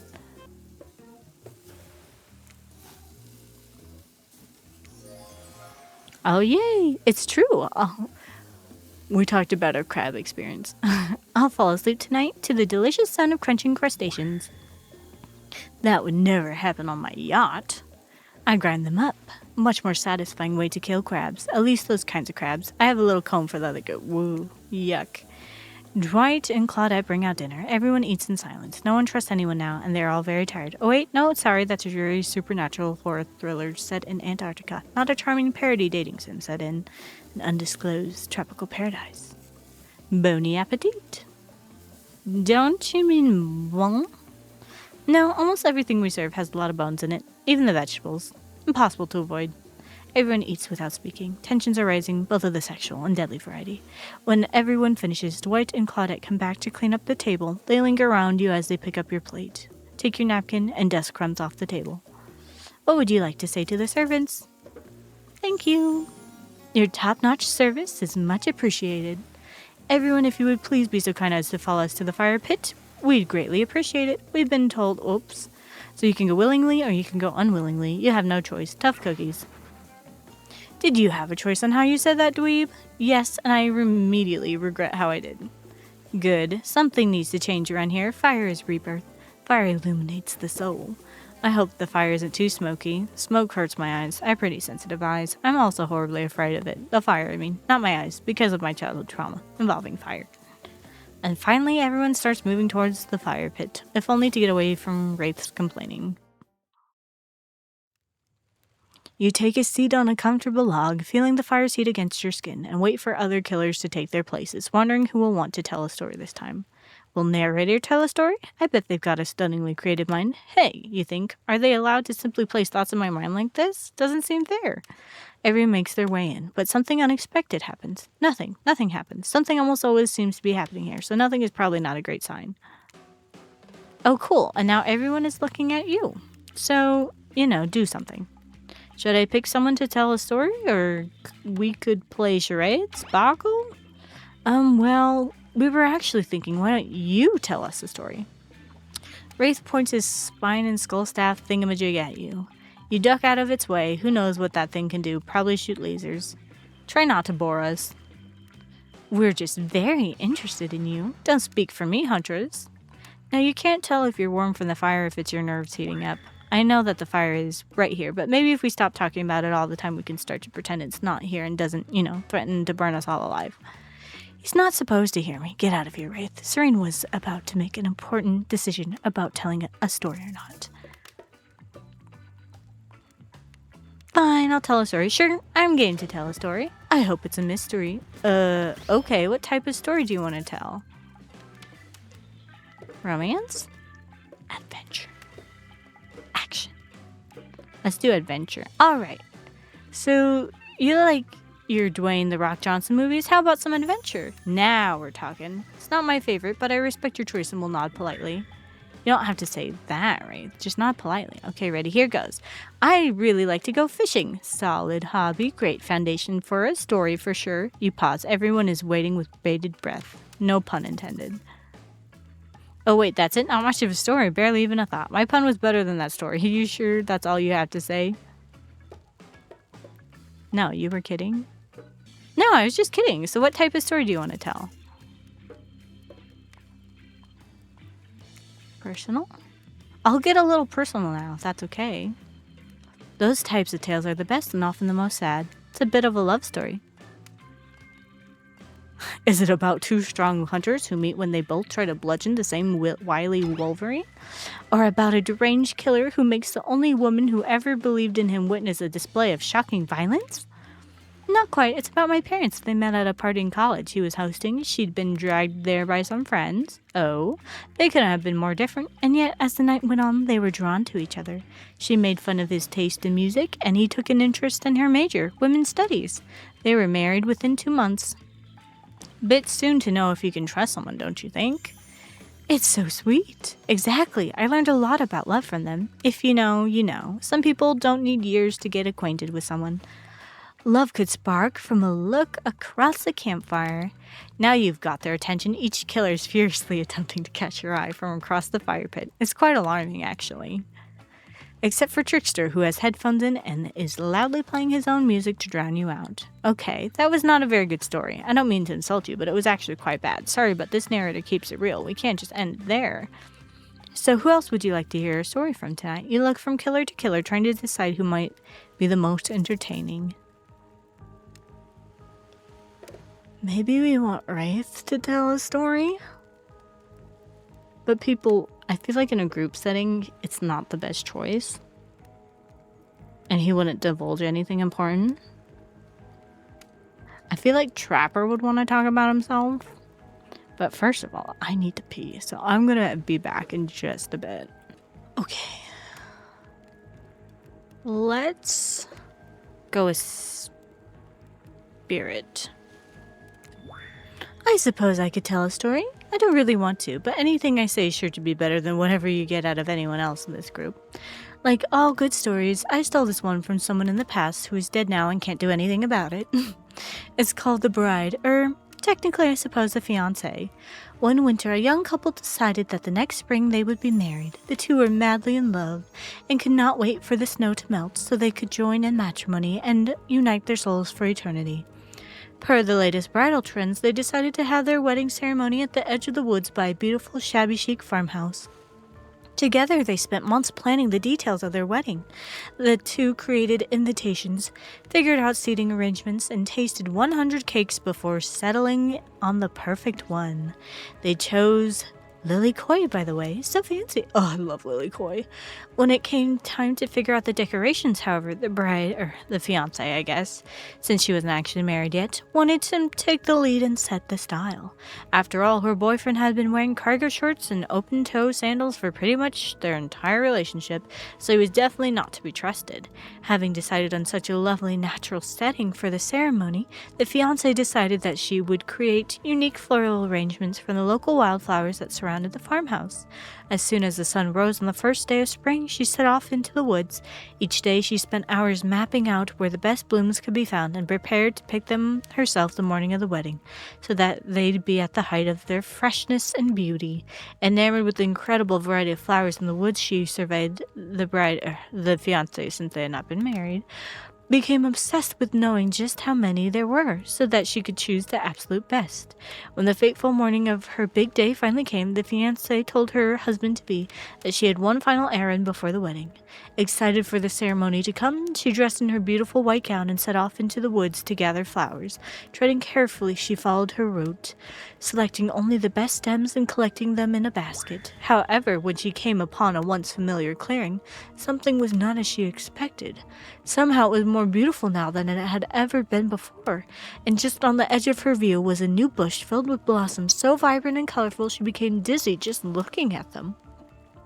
But the fiancé ignored her sudden spell and pressed ahead, scooping up flower after flower, and every time she did, she noticed just further ahead, impossibly, even more beautiful blossoms.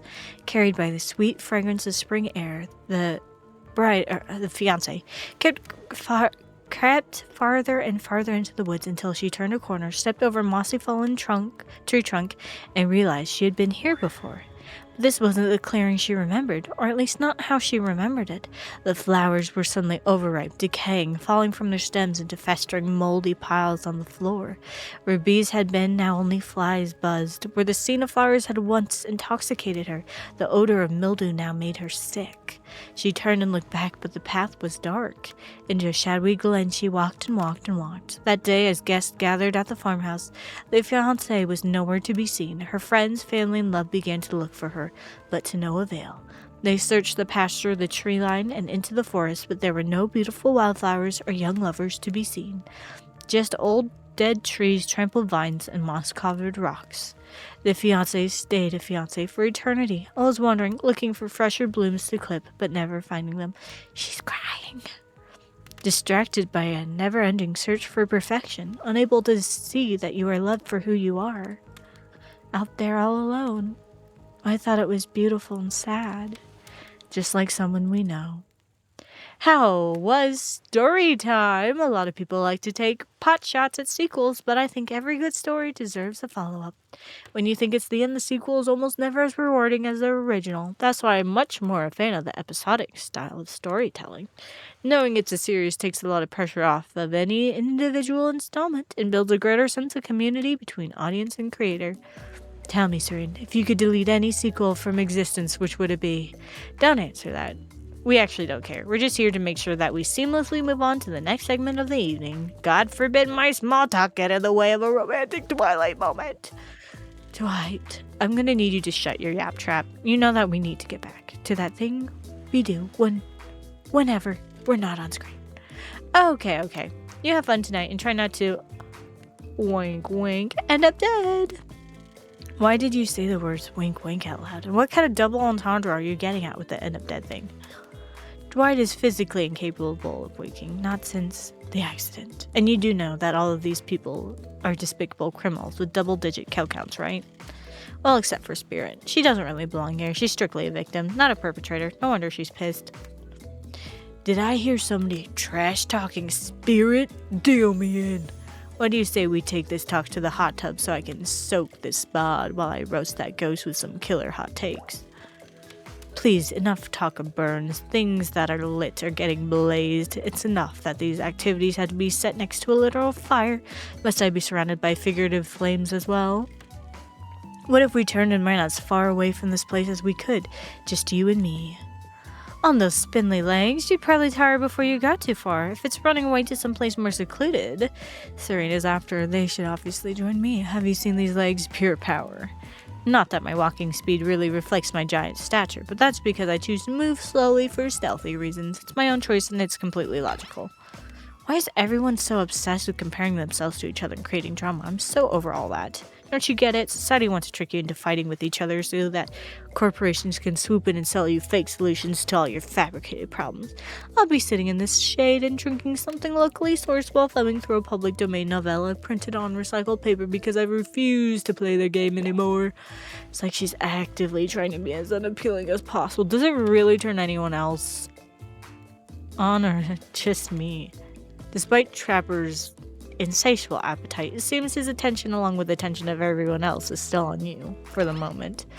If you could, I do know, just pick one of us. Maybe we could all move on with our lives or some special projects we might have going. You heard him. Who will it be? Who will you head off with for an evening activity?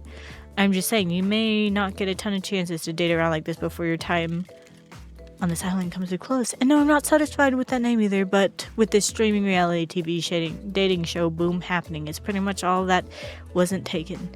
Which killer will you pick? And yes, we're back to excluding Trickster because, that guy. I feel like Wraith would be a good option if you want to know secrets. But I also dig Spirit's vibe, so might have to go with Spirit.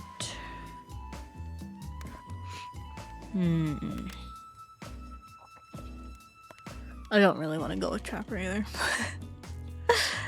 Let's go with Spirit. Oh, you picked me? Yay. Sorry that was rude of me. I despise phoniness, so I should be honest with you.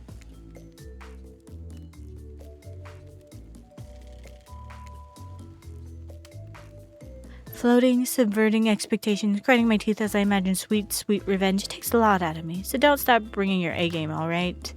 It might seem like I hate everything, and getting to really know who I am is an impossible task, not worth trying, but too bad. You won't know unless you search deep inside yourself and bring everything you've got, or just say the exact right thing at the right time and melt my cold heart in an instant. I don't know the rules here any better than you do. See you at the bar, I guess.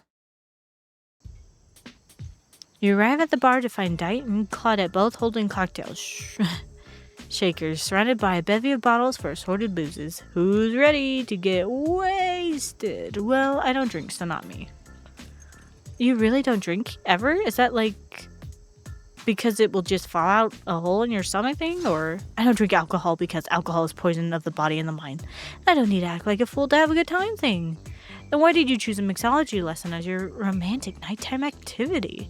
Everyone knows this kind of date is just an excuse to get loaded up on booze and make terrible decisions. It's true, not a single person has ever learned anything at one of these things, Dwight. Now that's not true. You learned how to tie a cherry knot in a stem only using your tongue. Whoa, who ordered the soda with a splash of my private business because that's off the menu? Well, I know what I'm drinking to forget tonight. Mixology is a real thing, and it doesn't require alcohol to be interesting. I'll have you know all that I worked at a restaurant before I was violently executed by your father, on whom you will have your bloody vengeance. Right. Well, so be it. How about you? Do you drink? Let's stay sober. I've got the impression that tonight will be a night I want to remember perfectly, so I'm going to pass on the alcoholic drinks. Here, alcohol is a false escape. Besides, it's not like sober people can't have fun. Very true. You watch a spirit picks up a plump cherry and roughly stabs a little plastic sword through it. Cherry juice splatters everywhere, and its little fruity guts flop out onto Spirit's lap. Oopsie, one of the upsides of wearing black, it hardly shows stains. No take backsies. So lovebirds, what drink shall we make?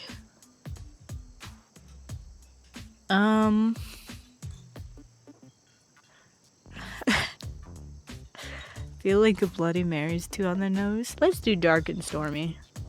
How about a dark and stormy drink for my dark and stormy date? Okay, that one is cute. I knew she'd like that. Please allow us to demonstrate how a dark and stormy drink is made. First, rum, or in this case, rum extract, and a bit of apple juice is poured over ice, and then fresh ginger beer is added. Garnished with a lime wheel. Oh, that sounds good. And drink, the end. Do you think you're up to the challenge of replicating this recipe? Rum substitute and ginger beer over ice? Don't forget the lime wheel. With the lime wheel. Not sure I appreciated your tone, but yes, you got it. You're a natural. A sassy natural. You and Dwight might have more in common than... Don't you dare. Spirit seems to be in a lovely mood as she sips her dark and stormy. She's not even rolling her eyes at your petty behavior. On cue, a literal dark storm begins to make its way in from the ocean. You taste your own dark and storm as you watch the clouds approach. It's quite refreshing. Isn't this fun? Honestly, it's the most drama-free fun I've had since I got here. Since you picked a simple but delicious drink, we've got plenty of time left to relax. Want to make out a little? You breathe at a sip of your drink and immediately begin coughing before you can get a yes out. Lightning strikes a palm tree on the beach and it immediately starts a fire. The activity ends abruptly as Claudette and Dwight usher the two of you away from the bar. That's funny. The gang's all together again on the volleyball court. Seems like only yesterday you were sitting on the sidelines watching everyone get sweaty. That's because it was? Oi. Feels like I've been here a lot longer than that, actually. It's so late that the sun is already beginning to rise. Better get this over quickly so that you can get some beauty rest. I do not recommend the eternal damnation of perpetual narratordom. Good thing, though, you've already used your time well since then. Really getting to know the gang. The brain, the mogul, the basket case, the psychotic bunny girl. You know, the 4 types of people. Anyway, everyone is gathered on the volleyball court for a new type of game. Pitch your dream date and see who Serene chooses. Who's ready for a round robin? How round are we talking? No, not to eat, Huntress. Each killer gets 2 minutes to tell you about the dream date they have planned for you tomorrow. In no particular order, which is a weird thing to mention, right? Almost like the order does matter. Wraith, why don't you go first? You look like you'd hate that. Stop talking. Sorry. Anyway, Wraith. Well, I don't know. I'd really prefer to just tell Serene privately. I don't know how that's going to work with these game mechanics. What if you just whispered it? Wraith considered this for a long moment. Too long. That's fine. Without moving, Wraith lowers his voice to a barely audible whisper. Tomorrow we have to find my bell. And then I can finally tell you about what I've been working on. It's going to be really special. The kind of thing where we will really bond. And maybe you will finally get off this island. And maybe then we can go on a real date. You done? Is that it? Wraith nods, proud. Hit us, Spirit. Figuratively, damn it, Dwight. You gotta watch your words with these people. Tomorrow you'll spit in the face of God, die, and be reborn anew. That's it? If you're not intrigued by that, I don't want you. Go draw crayon art with Trapper and dig up whatever mysteries with Wraith. I don't know what those guys do all day. Do you want to at least specify which god you'll be spitting in the face of? All of them. Okay then, so hydrate tonight if you intend to hang with spirits. Trapper, without further ado, would you like to make us all uncomfortable by pushing the boundaries of what's acceptable not only in polite society, but within the narrative of this in-world event and also the larger meta-narrative of the Dead by Daylight dating experience? Sometimes you just gotta say it. Why yes, thank you, I'd love to. So Serene, you're thinking of picking me? Well, this is your final warning. Pick me and be punished. And rewarded? Tomorrow will suck, probably. I'm not an easy guy to get along with, I know that. I can tell you this much, I'm hiding a secret on this island that will make fans shit themselves with excitement. If you like Trapper, you're gonna love it. And if not, you're a maggot. Also, everyone, even confident ladies in rabbit masks, better stay the hell away from my yacht. Great. Huntress, why don't you take it from here? Tomorrow morning, I'm planning on a nice, atmospheric breakfast on the yacht. Don't worry, Trapper won't even know it's gone. What was that? Nothing, go away. Then, boy oh boy, I've got such an adventure planned. It involves hunting for treasure. Guess you'll have to pick me to find out. Let me tell you, it's primo stuff. Now, if you don't mind, I've got to start preparing because it's clear already that you're going to pick me. Confident, mysterious. I like it. And time's up, everyone. Gosh, you'll need to dream about these options so you're ready to choose in the morning. Now go dream about all these swoon-worthy options so that you're ready to make a choice come dawn. Have a swell night. Did you two forget to mention something? Oh gosh, how could we forget? Before you run off to slumber peacefully, there's one more thing to do. No reality survival dating competition parody would be complete without singling out one of our contestants who's already teetering on the edge of a psychological break and giving them a little push. Hold up.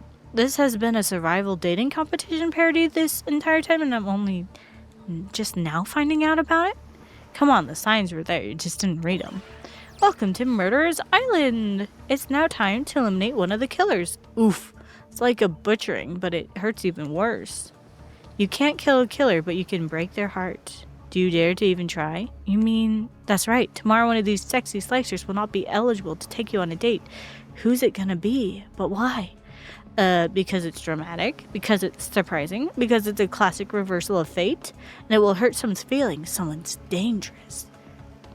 What's it gonna be, champ? What's your thought process here? Trapper seems like he might throttle you in your sleep if you eliminate him. That being said, at least you'd see him coming. Spirit could be anywhere. She floats, and I hear she can disappear. Hard to track. If you get rid of Wraith, he might cry, and although I totally support normalizing men crying and being vulnerable, it just seems like he might be an ugly crier. Huntress, she might pretend to be okay with it, but then you'll start seeing her behind every tree. What I'm trying to say is, I don't envy you, boss. So which sociopath are you eliminating?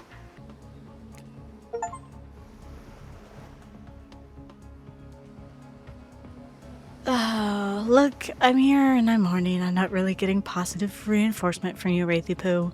Please don't take this personally. It's just my opinion of you and who you are and what you're about deep down as a person and how I don't like it. Please give me something, a kiss, a wink, hold my hand, finish telling me about all this mysterious stuff you're obsessed with. Or better yet, don't. Wraith rises, taller than you've ever seen him, and calmly walks to the exit, but before he leaves, he turns to you. When you came here, I thought perhaps you would be different. I don't know how my last bit of hope in humanity hadn't been snuffed out, but it wasn't. It is now. You're just like the rest of them. There's no hope of goodness here. The only thing I can do is try to escape, or burn everything and everyone to the ground. He leaves. Pretty badass exit. Was not expecting that. Now that you've broken the heart of someone heartless, you should go and get some shut-eye. Don't worry too much about the broken heart you've left behind, because of course they'll be receiving a consolation prize. They might not get to go home with Serene when this is all over, but they'll never sleep alone again. That's right, we're sending our eliminated player home with a body pillow. Mostly new trickster body pillow. The next best thing to the real trickster. It might not hug you back, but it definitely won't try and stab you. How do we know? Because I've tried it. That's right. It's Dwight tested. Claudette approved. I hope you sleep well tonight. You're my hero for what you've accomplished. How can you sleep tonight knowing what you've done? No, not because of guilt. I mean knowing that there's a legit homicidal maniac who hates you so close by. How can you sleep tonight knowing what you'll do tomorrow? I do know how you'll do it, but you better go before Dwight and Claudette come back and put you to sleep themselves. You know those two. Schedule, schedule, schedule. It feels like I made a wrong decision. Wow, what a crazy way to end the day. An elimination? I don't even know it was that kind of game. Let's check in with everyone, especially with our loser. Everyone deserves a send-off. I can't help it if I have thick arms and legs that go until they stop. I knew we had a connection from the moment I saw them through my mask. You can never be sure what's going on in the newcomer's mind, but I like my odds for tomorrow. So fun hunting for love and not for food and vengeance for a change. I know I said some things when Serene kicked me to the curb, and I just want to say I'm embarrassed for how I acted. Not what I said though. I stand by it. I want everyone here to burn. How would I say things are going? It's a matter of perspective. If Serene's goal is to impress me, things are going poorly. But if Serene's goal is to get themselves killed, they're doing an amazing job. Did I think there was a chance I might get eliminated? Yeah, I did. Did I care if I got eliminated? Not even a little. Does the volume of words I spend talking about how much I don't care about things signify a deeper yearning within me to be seen, heard, and validated by those around me? Nah. What? No, you're not part of this. You don't get a confessional. It's cool, man. I'm not part of anything. You feel me? I'm not a cog in anyone's machine. I'm my own machine. This whole thing, it's pretty cute though. Charmingly low-budget, old-school marketing vibe. Not gonna lie. Kinda wish I wasn't so busy right now. I'd definitely be down with a reality show-style dating competition with survival elements. But I got my new album, upcoming tour, finalizing the new sneaker line, producing a limited series on my life, starting a new social media NFT crypto app, and doing these private gigs over on IP Island. My dudes, you gotta check it out. IP Island, it's dope. It's where the real killers are hanging out. Fully licensed, no legal drama. Lawyers, take a hike.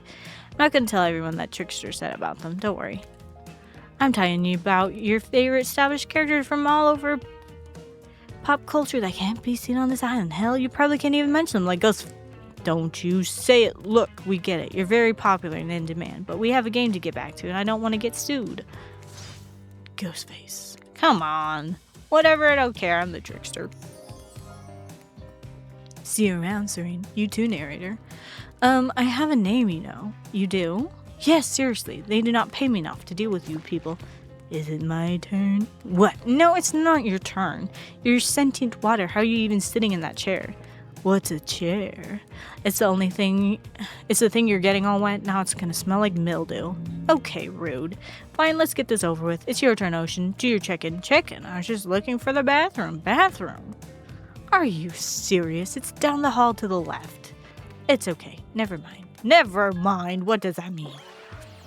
No, not you two. This wasn't meant to be confessional time for literally every character in this game. It's okay. We don't have to confess anything. We've just been working our asses off for 2 days straight. I want to sit down somewhere. This chair's wet. Yeah, I think the Ocean just peed on it. How is that You know what? I don't care. You two are looking pretty pleased with yourselves. I've got something to confess. Oh great, what's it gonna be? You ate glue in the 2nd grade. You cheated on an algebra test once. Watching Wraith get eliminated was the first time in this unending spiral staircase of pain, and that is my life, that I've ever felt even a modicum of joy. Every minute that I'm alive is a nightmare. This place, the sun, these sweet sugar drinks, it sounds fun for a long weekend, but for an eternity? The unrelenting rhythm of crashing waves and wailing seagulls, it's like a crescendoing song of evil that makes me question the foundation of the universe. Why am I here? Why are any of us here? What kind of sentient being would do this? Please, erase me from this existence. Make it so I was never born. Pull the plug on this experiment. Let my soul be free. And please, please get me out of this polo shirt. Okay, let's get you to bed, buddy. I don't want you to go to bed. Going to bed, it means eventually I'll have to wake up. Yikes, huh? That was a weird way to end. Oh, well. What are you gonna do? You let the camera roll long enough, someone is bound to say something crazy. Anyway, seems like everyone's had their shot to annoy me tonight, so hit the hay and get some rest. Tomorrow's gonna be a doozy. I think we go on Huntress's date. Soft sunlight warms your skin, nudging you awake. Also, you're using a killer crab as a pillow, which is... it's sort of okay with. You pull on your beach attire and splash water on your face. I dropped my fruit. Just manhandling a persimmon. You pull on your beach attire and splash water on your face. Dwight and Claudette approach. Is that look on their face? Excitement? Terror? You notice your stomach flutters with butterflies. Someone's in love. Or you've been infected with zombie butterflies in your sleep. It has happened before, but it's probably the love thing. It's time! Claudette gestures over to the beach where the killers all stand flanked by tiki torches. It's a scene very reminiscent of a TV show you used to hate watch with your ex. Suddenly the message is clear. You're going to declare your affections for a killer in front of several other killers. Hey, isn't Trickster supposed to be here? We paid him good money to make some half-assed cameos in the show. I'm gonna choose Agent out. But before they walk you over for your big moment, don't think we haven't noticed how kind you've been to us. It can't be easy being thrown onto a mysterious island for seemingly no real reason, surrounded by terrifying killers trying to manage your most primal impulses, murder and making out. And you've kept your cool head and treated us, your friendly island hosts, with dignity and respect, so don't tell anyone we told you this, but... Claudette and Dwight look around conspiratorially. We can be a throuple. Just a little hint for you going forward. Don't try to go all the way with a killer who isn't into you. Relationships are two-way streets, and if you don't have a green light in the other direction, you might end up in the friend zone. The friend zone? That doesn't sound so bad. Where do you think you are exactly? Dead by Daylight doesn't do friends. There are killers and there are survivors, and I'm afraid we can't say more. Okay, so who's into me? Claudette and Dwight look around conspiratorially again. Well, I've seen the sparks flying between you and Huntress. I saw her whittling a little figurine of you last night while everyone else was asleep. So, are you ready? Of course you're not, but too bad, we're on a schedule. I was planning on choosing Huntress anyway. You make your way over to the row of hotties. Claudette and Dwight stand off to the side, hands behind their backs. It's been quite the 48 hours, but there are clearly sparks in the air. And I'm not just talking about this rusty chainsaw, though I do recommend staying away from those sparks. It's time for a newcomer to confess their love. Wait, I have to do a drum roll for this. No, you don't, but who cares? Serene, who do you choose for your solo date? Can we at least do the flower thing? Dwight, I thought we agreed to keep that between us. No, not that flower thing. The thing where the suitor gets a flower as a symbol of the contestant's love and affection. Oh, right, I suppose. But no roses. They're such a cliche at this point. Well, that's good because I tried to pick a rose, but I got an ouchie, so I settled for these. Plumeria? Oh, frangipani. I hate that name for them. And then the Hawaiian name for them is Malia, so Malia is the most cute. A bouquet of Malia. You've done good, Dwight. This is a lovely bouquet. I hope Dwight saves some of those for Claudette. They're a thing, right? You're getting that vibe too? Just me? Sorry. You've got other things to think about right now. Serene, who do you select to receive these flowers and spend the day with you today? Huntress, 100%. You turn to Huntress. She's never looked more appealing. Her kaftan dress ruffles behind her and the light morning breeze. A seagull lands on her shoulder like she's a beachy cartoon princess. She snaps the seagull's neck and stuffs it somewhere under her flowy dress, probably to save for lunch. She can't help but hunt. Huntress, I choose you. Let's spend the day together and see if we think a future is possible for our love. Me? Really? Huntress throws her hands up in the air like a bear and gallops towards you. At first, you think she might swipe at you with her gigantic hands and knock the life out of you. Instead, she scoops you up into a hug and takes her place at your side. And she just stuck her tongue out at all the other killers. Sometimes a mature move is the right one. It's sure to be a fun day. We'll be here, not getting to really participate, even though survivors matter too, while you go off and have a grand old time. Yep, just Claudette and I hanging out, no one competing for our love, wondering what we did in a past life to end up embroiled in this unrelenting misery. But go, have a blast. Huntress eagerly leads you to the yacht to begin your romantic day together. You have to admit, warm salty air on your skin, the sound of crashing waves, this is a pretty perfect morning.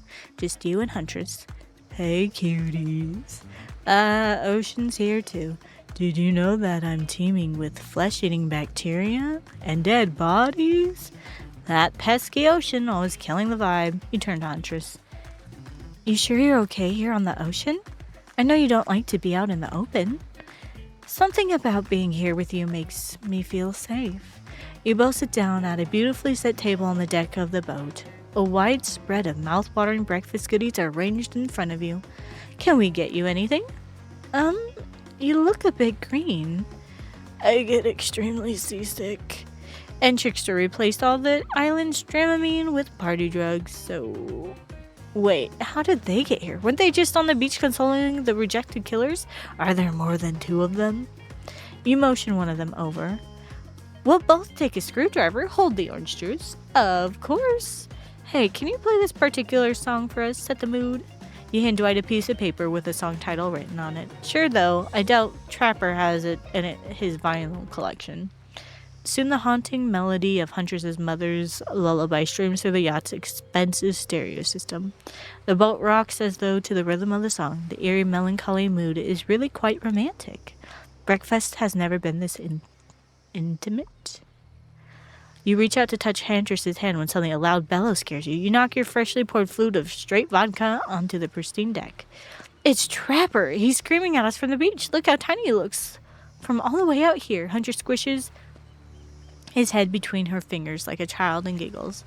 Damn you both! The chairs you're sitting on are worth more than your lives! Get back here! He's not wrong. Hey, Claudette, take us out further. Aye, Captain. Can't you drive a boat? Guess we'll find out. Alone again. Nothing but the caw of a seagull and the ominous shadow of a creature lurking beneath the waves. I have something for you. For me? Huntress revealed a package wrapped in a bloodied apron. You clap your hands like a kid on their birthday. Her playful attitude is rubbing off on you. It's just a little something. A gift. It didn't cost me anything because I made it myself. Oh my. Is it something shiny? No, silly. Shiny things aren't made. They're stolen. Duh. This is handcrafted. I saw you admiring my mask and figured, here you go. A mask for myself. It's perfect. You put it on. It fits your face like a face glove. You gaze at Huntress through the eyes of the mask. A swell of emotion surges through you. One has become 2. Rabbits be multiplying. Even in mask form. Let's go back to my place. She downs her screwdriver. Ooh. The tension is palpable as you enter the cabin. You would cut it with a hatchet. Give me a break. It's day 3 of killer jokes. The narrator only has so much mojo. Huntress sits you down at the cluttered table in the kitchen. You notice the bloodstains that have crept into every nook and cranny of the wooden planks. What poor creature died on this table? Did they suffer? What do you care if they suffered? Get back in the ocean. Step backseat, omniscient narrating. Stay here, don't move a muscle or I'll hear it. I can hear any mammal's tendons creak as they stretch. It's a gift and a curse. I'll be right back. Alone in the cabin. What to do?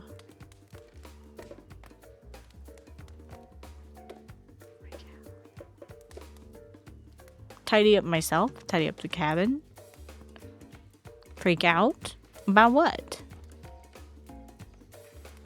Sure. I'm freaking out! Tell someone who cares. Hey. Fine, you've called my bluff. I literally have to listen to you and your problems, or else the damn ocean will have a conniption. So what's the deal? Am I ready for this? Is it smart to get intimate with a known cannibal? She kills on command, and she doesn't even clean the blood off her apron. You mean her Sarah thing? Shh, she's coming back. Wow, rude. What's that in her strong yet delicate hand? You reach out for her, longing to stroke her blood-matted hair and scratched up shoulders. I thought we could get warm by the fire. She wags a finger at you, a bunnylicious smirk on her face. Not so fast. Remember when we talked about how there's more going on here? You nod like a little idiot.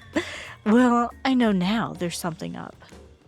The other night while you were sleeping like a cute little baby, I snuck into each of the other killers' lairs, saw them with shiny objects that they've been stealing from me. I think they're connected somehow. Maybe it has something to do with the symbol. I tried to go back last night, but something blocked me from picking any of the objects up. Someone or something knows I'm onto them. I think if you try, it might work. What do you say? Will you help? Hell yeah! A globe-trotting treasure hunt on the level of Nicolas Cage masterpiece? You can definitely count me in. Let's go, I'll be your guardian angel. You never know when those other killers might pop up. You grab Huntress by the hand and practically trip over your own feet on your way out the door. Feels good to have a quest. Thrilling, but part of you is just wondering how quickly you can get through this and impress Huntress. Soon she'll take you in her yoked arms and you'll swoon. Your childhood crush on Popeye is making more and more sense. Where do you want to start? Can we go to Wraith? Because he's not here. 4 killers?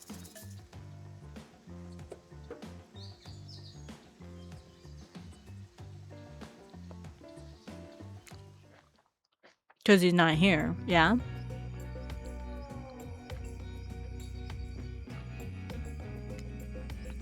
You understand why it's called Cosmic Dump. It's as if there are items and elements from all over the universe in this place. Also, it's a damn mess. But it's undoubtedly a special place. The very air you breathe makes you feel that you're part of something much, much larger. I'm going to hunt us some lunch while you find the object.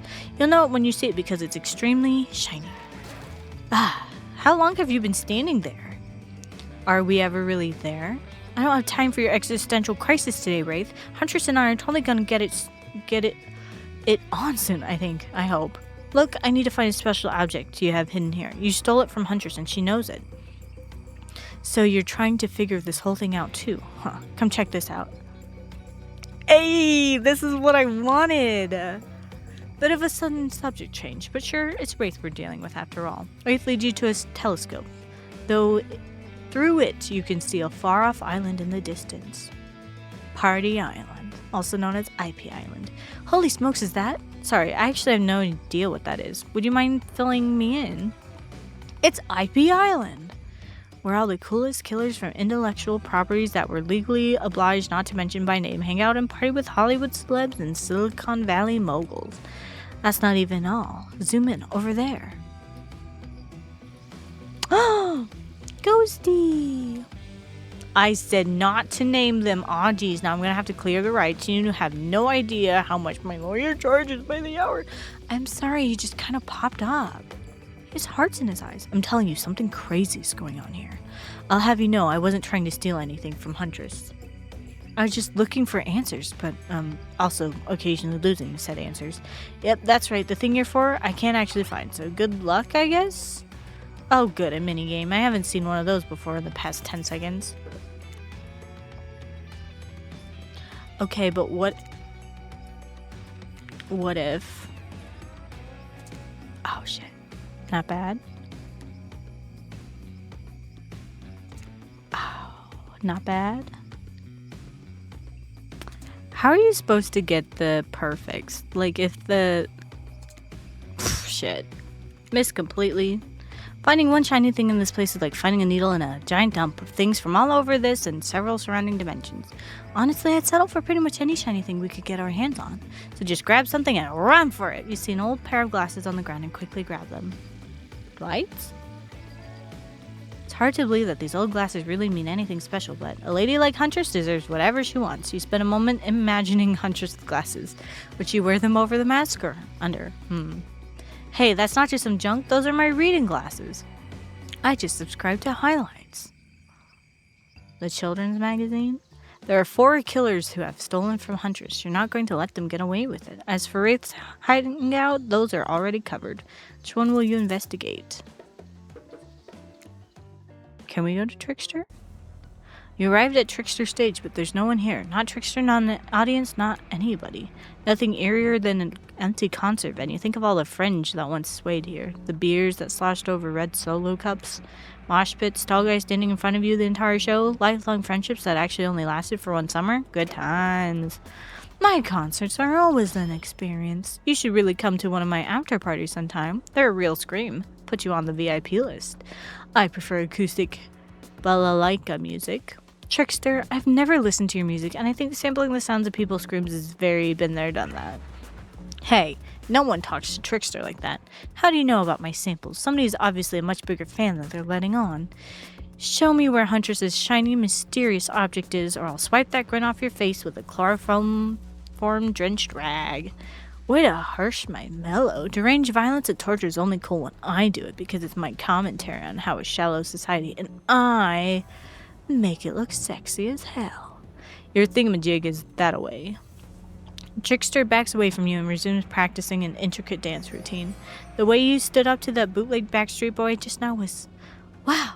If I weren't so strong and stable on my feet, I'd swoon, but it just wouldn't be believable. Find me my shiny thing companion. I'm just... bad at this, though. Perfect. Perfect. Not bad. Ow. Not bad. Oh, not bad. You did it! Your ability to find the unfindable is quite uncanny. Natural hunter, I must say.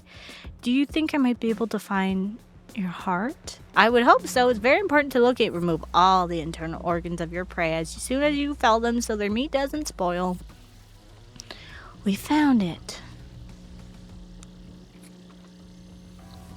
Oh, what's this? You found a gold coin. Okay, I had to eat the persimmon I was handling. So my thoughts. Forest is easier to trap and not be able to see the traps. Underground tunnels, you have less maneuverability. Huntress also likes the forest though. So I feel like Huntress has our back better if we go through the forest. Ah, yes, the forest. Underground, I mean, come on, putting yourself in the ground voluntarily, it's just like asking to be buried. Dead, alive, doesn't matter. The surface is where you belong.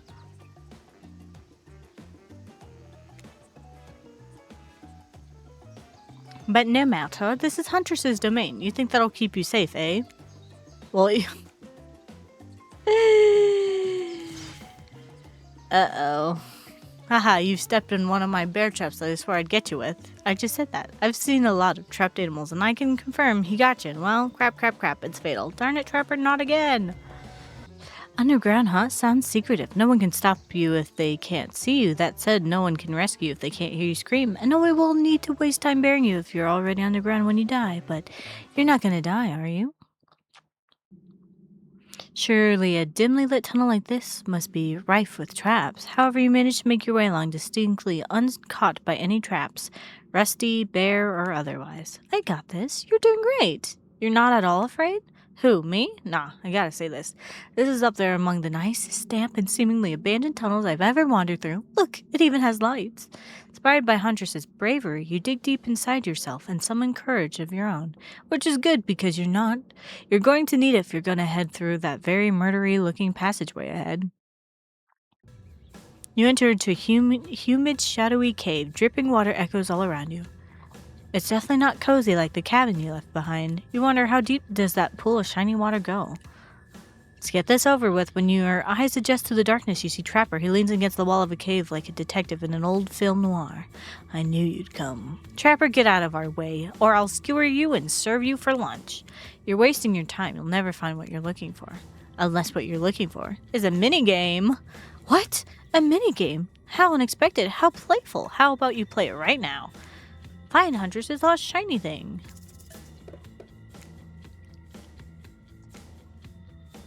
Perfect. Oh. Not bad. Okay. Not bad. Oh, shit. Not bad. Fuck. Shit.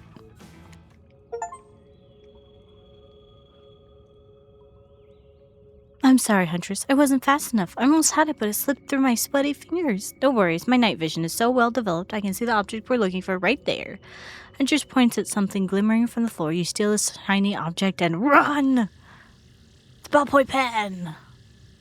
You found Huntress's shiny thing, and well, I think it's just a regular old pen, but we don't need to point it out. She's happy, and that's all that matters. There are 4 killers. Okay. Let's go to Spirit to find out. This place is spooky as heck. Wasn't the beach sunny and beautiful just a moment ago? So you're telling me that your precious shiny thing is up there? It's pretty great, right? Finally a good chance to activate these quads. You don't get legs like this from standing still. But you already know I love a good workout. Running, jumping, climbing, roughhousing. Get that damn shiny thing before your immeasurable horniness melts your brain and it runs down out of your ears already. Yeah, I called it out. It's obvious to everyone. Just own it. So shall we? Inside the lighthouse, it's so dark that you can barely see the step in front of you. But that's okay, because you've got about 100 stairs to practice getting the hang of in the dark. However, something about this gloomy place is really wearing you out and messing with your otherwise happy, horny aura. You can practically feel your mood going down, down, down as you climb up, up, up, higher into the lighthouse, before you finally arrive at the top. Spirit, you're looking pretty pleased with yourself. Yeah, I'm getting the hang of this whole being dead thing. Did you totally get sadder the closer you got to the top of the tower? That was me, baby. I've got to share the wealth, and by wealth I mean unending despair. You're probably here for one of your precious shiny things that I've stolen. Good luck finding it. I'll be over here reading if you need me. Let's find that shiny thing, anything to brighten the mood in here. Don't miss the treasure. This is a treasure hunt, not a treasure miss. Okay.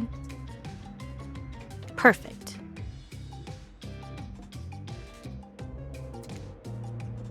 Not bad. Not bad. Not bad.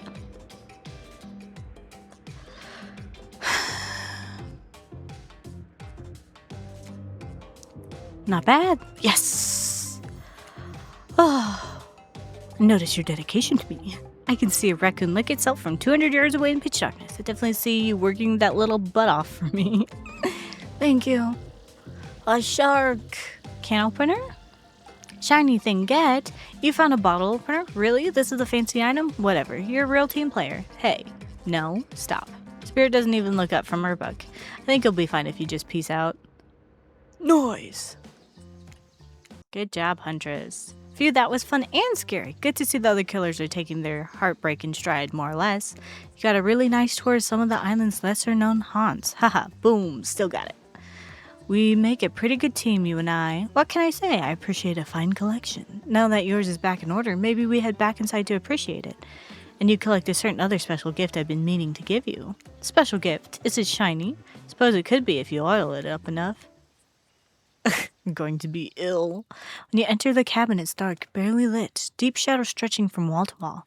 Some of it manages to be a little bit terrifying, but also a little romantic. But you barely even notice. You've got other things on your mind. Oh, wow.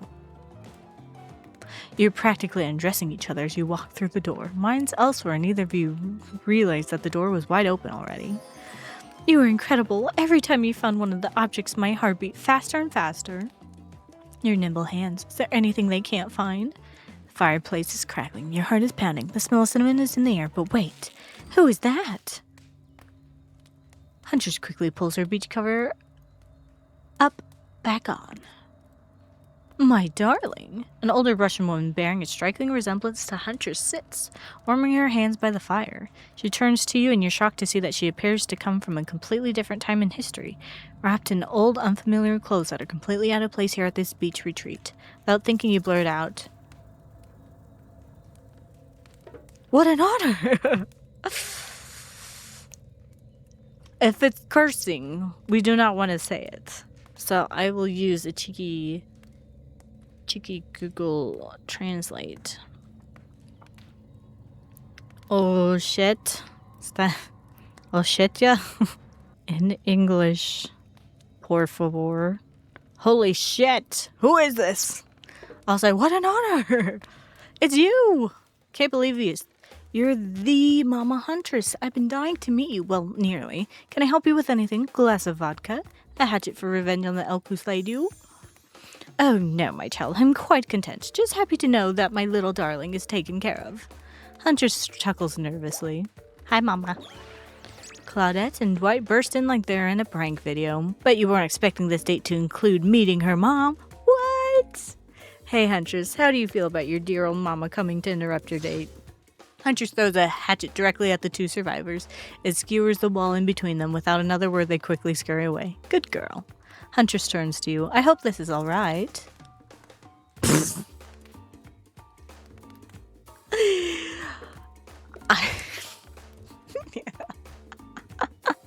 I kind of want to say this, but I give great parent. It's just not the mood I thought we were coming back to, but I'm here now. I'm in it. I'm ready to meet your mama. Thank goodness, because my mother's the only person, most important person in my life.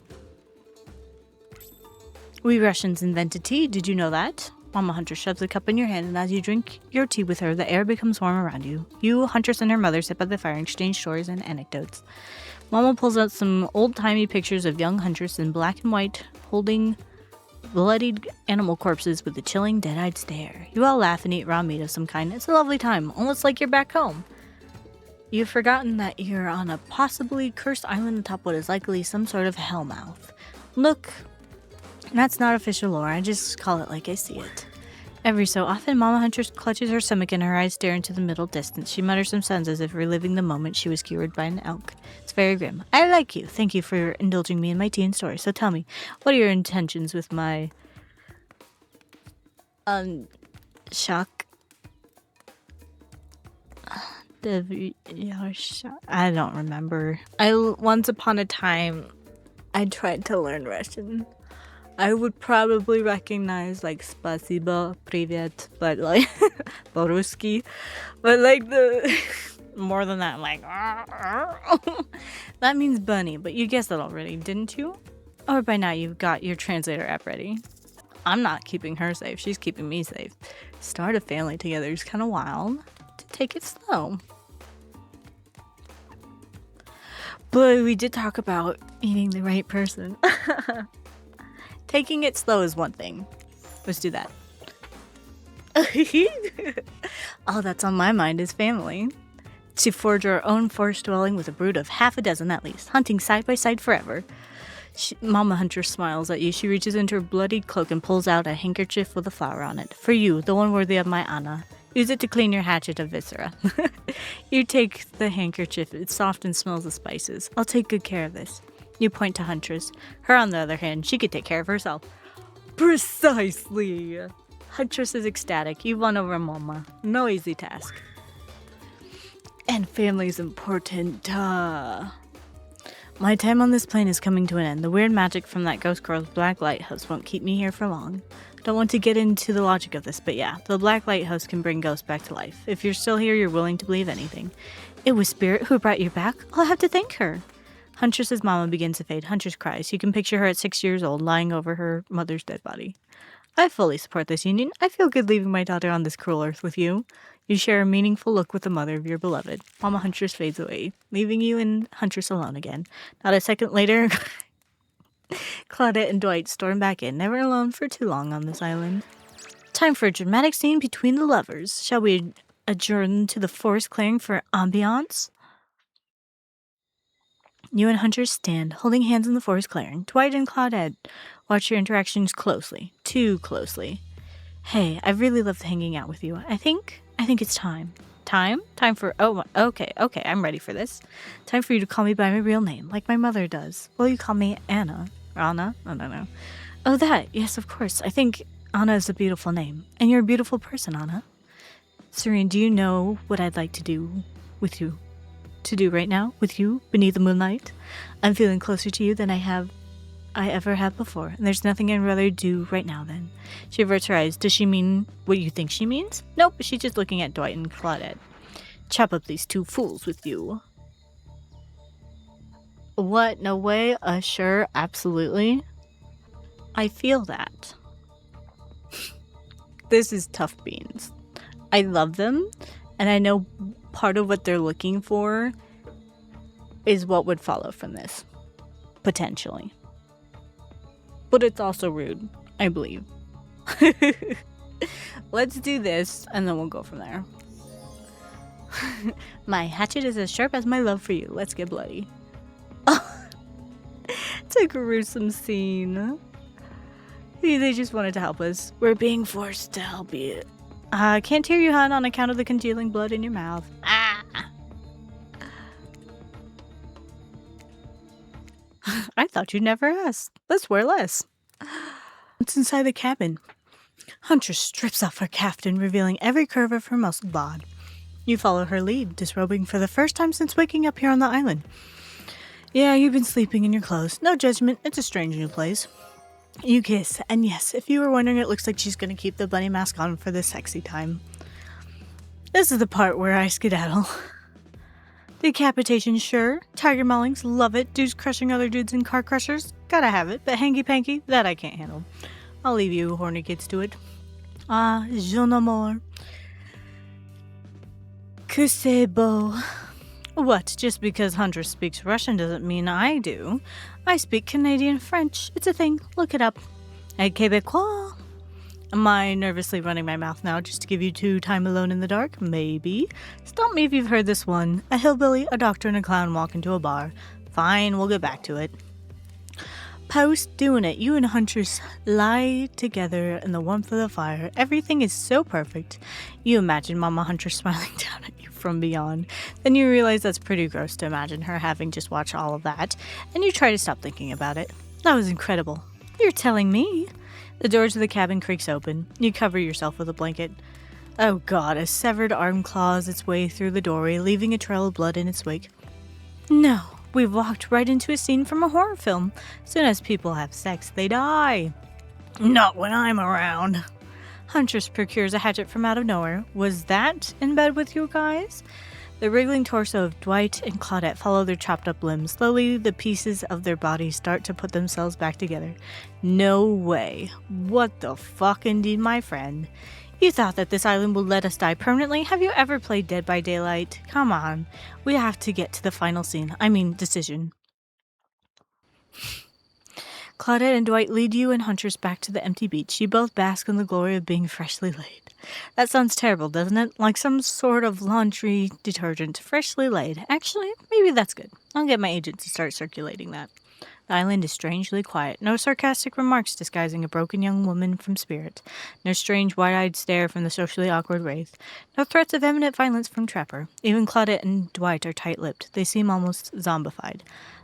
Oh, last day, you beautiful whatever. You've done so well. We're almost at the finish line. You didn't think I brought you all this way without a plan, did you? What kind of sinister body of salt water do you think I am? A whoosh of dark energy surrounds you and disappears as quickly as it came. The island noises begin to return. Birds chirp in their trees, the grass rustles in the light breeze. And oh look! The other killers are all here at the fire pitch to watch the final ceremony. I can't wait any longer. The pomp and circumstance is agonizing. You're telling me. Stick to the script, Claudette. Okay, so Huntress, how do you feel about the newcomer? Are they everything your murderous little heart has ever longed for? Huntress stares you down for an agonizing moment. She steps toward you. My dear, I think that this is true love. Come with me to the Red Forest. Let's hunt the woods together and have a family bursting with babies. We'll raise them as fierce warriors who could defend their family and home. In just a matter of days, you've gone from being completely alone to being the start of a clan of warriors. I did not see that coming. Wraith starts a slow clap. No one joins in. Typical. Whatever. Love is a concept made up by the greeting card industry. I'm out of here. Spirit floats back to her black lighthouse. Look behind you. It's Trapper. Huntress, you bested me. He turns to you and offers his leathery hand for a handshake. Congratulations, sir. I don't shake hands with losers. Trapper's eyebrows shoot up, and then he smiles. Did not see that one coming. You're alright, kid. I hate you completely. I want to kill you mercilessly, but you're alright. But wait, you haven't said anything to Huntress. Yes, and I love you too. Yes, let's move to the Red Forest immediately. Is 12 kids too many? Maybe in this economy, but who cares? Your heart is overflowing with joy as you and Huntress embrace. Is this what you've been missing your whole life? A woman with shoulders the size of mountains who won't take off her bunny mask even during intimate times? Yes, 1,000 times. Yes. You stare into the sunset and picture your life together. Happiness is real. Oh. Dang. Huntress lifts her mask and you finally lay your eyes on her breathtaking natural beauty. You know, the cabin I grew up in doesn't have the amenities that my luxurious new beach house has. I'm used to living as a beast, bathing in the river, running wild through the bushes. While telling you this, Huntress has left her bathing suit behind and entered into the jungle. You haven't lived until you've been one with nature. Rawr! You chase Huntress into the woods, leaving your own bathing suit behind. The end. Wow. Thank you so much for watching this episode of Hooked on You. I might run through some of the other storylines. We'll kind of see. But for now, that'll be all for episode 1. So thank you for watching. I'll see you in the next one. Bye-bye.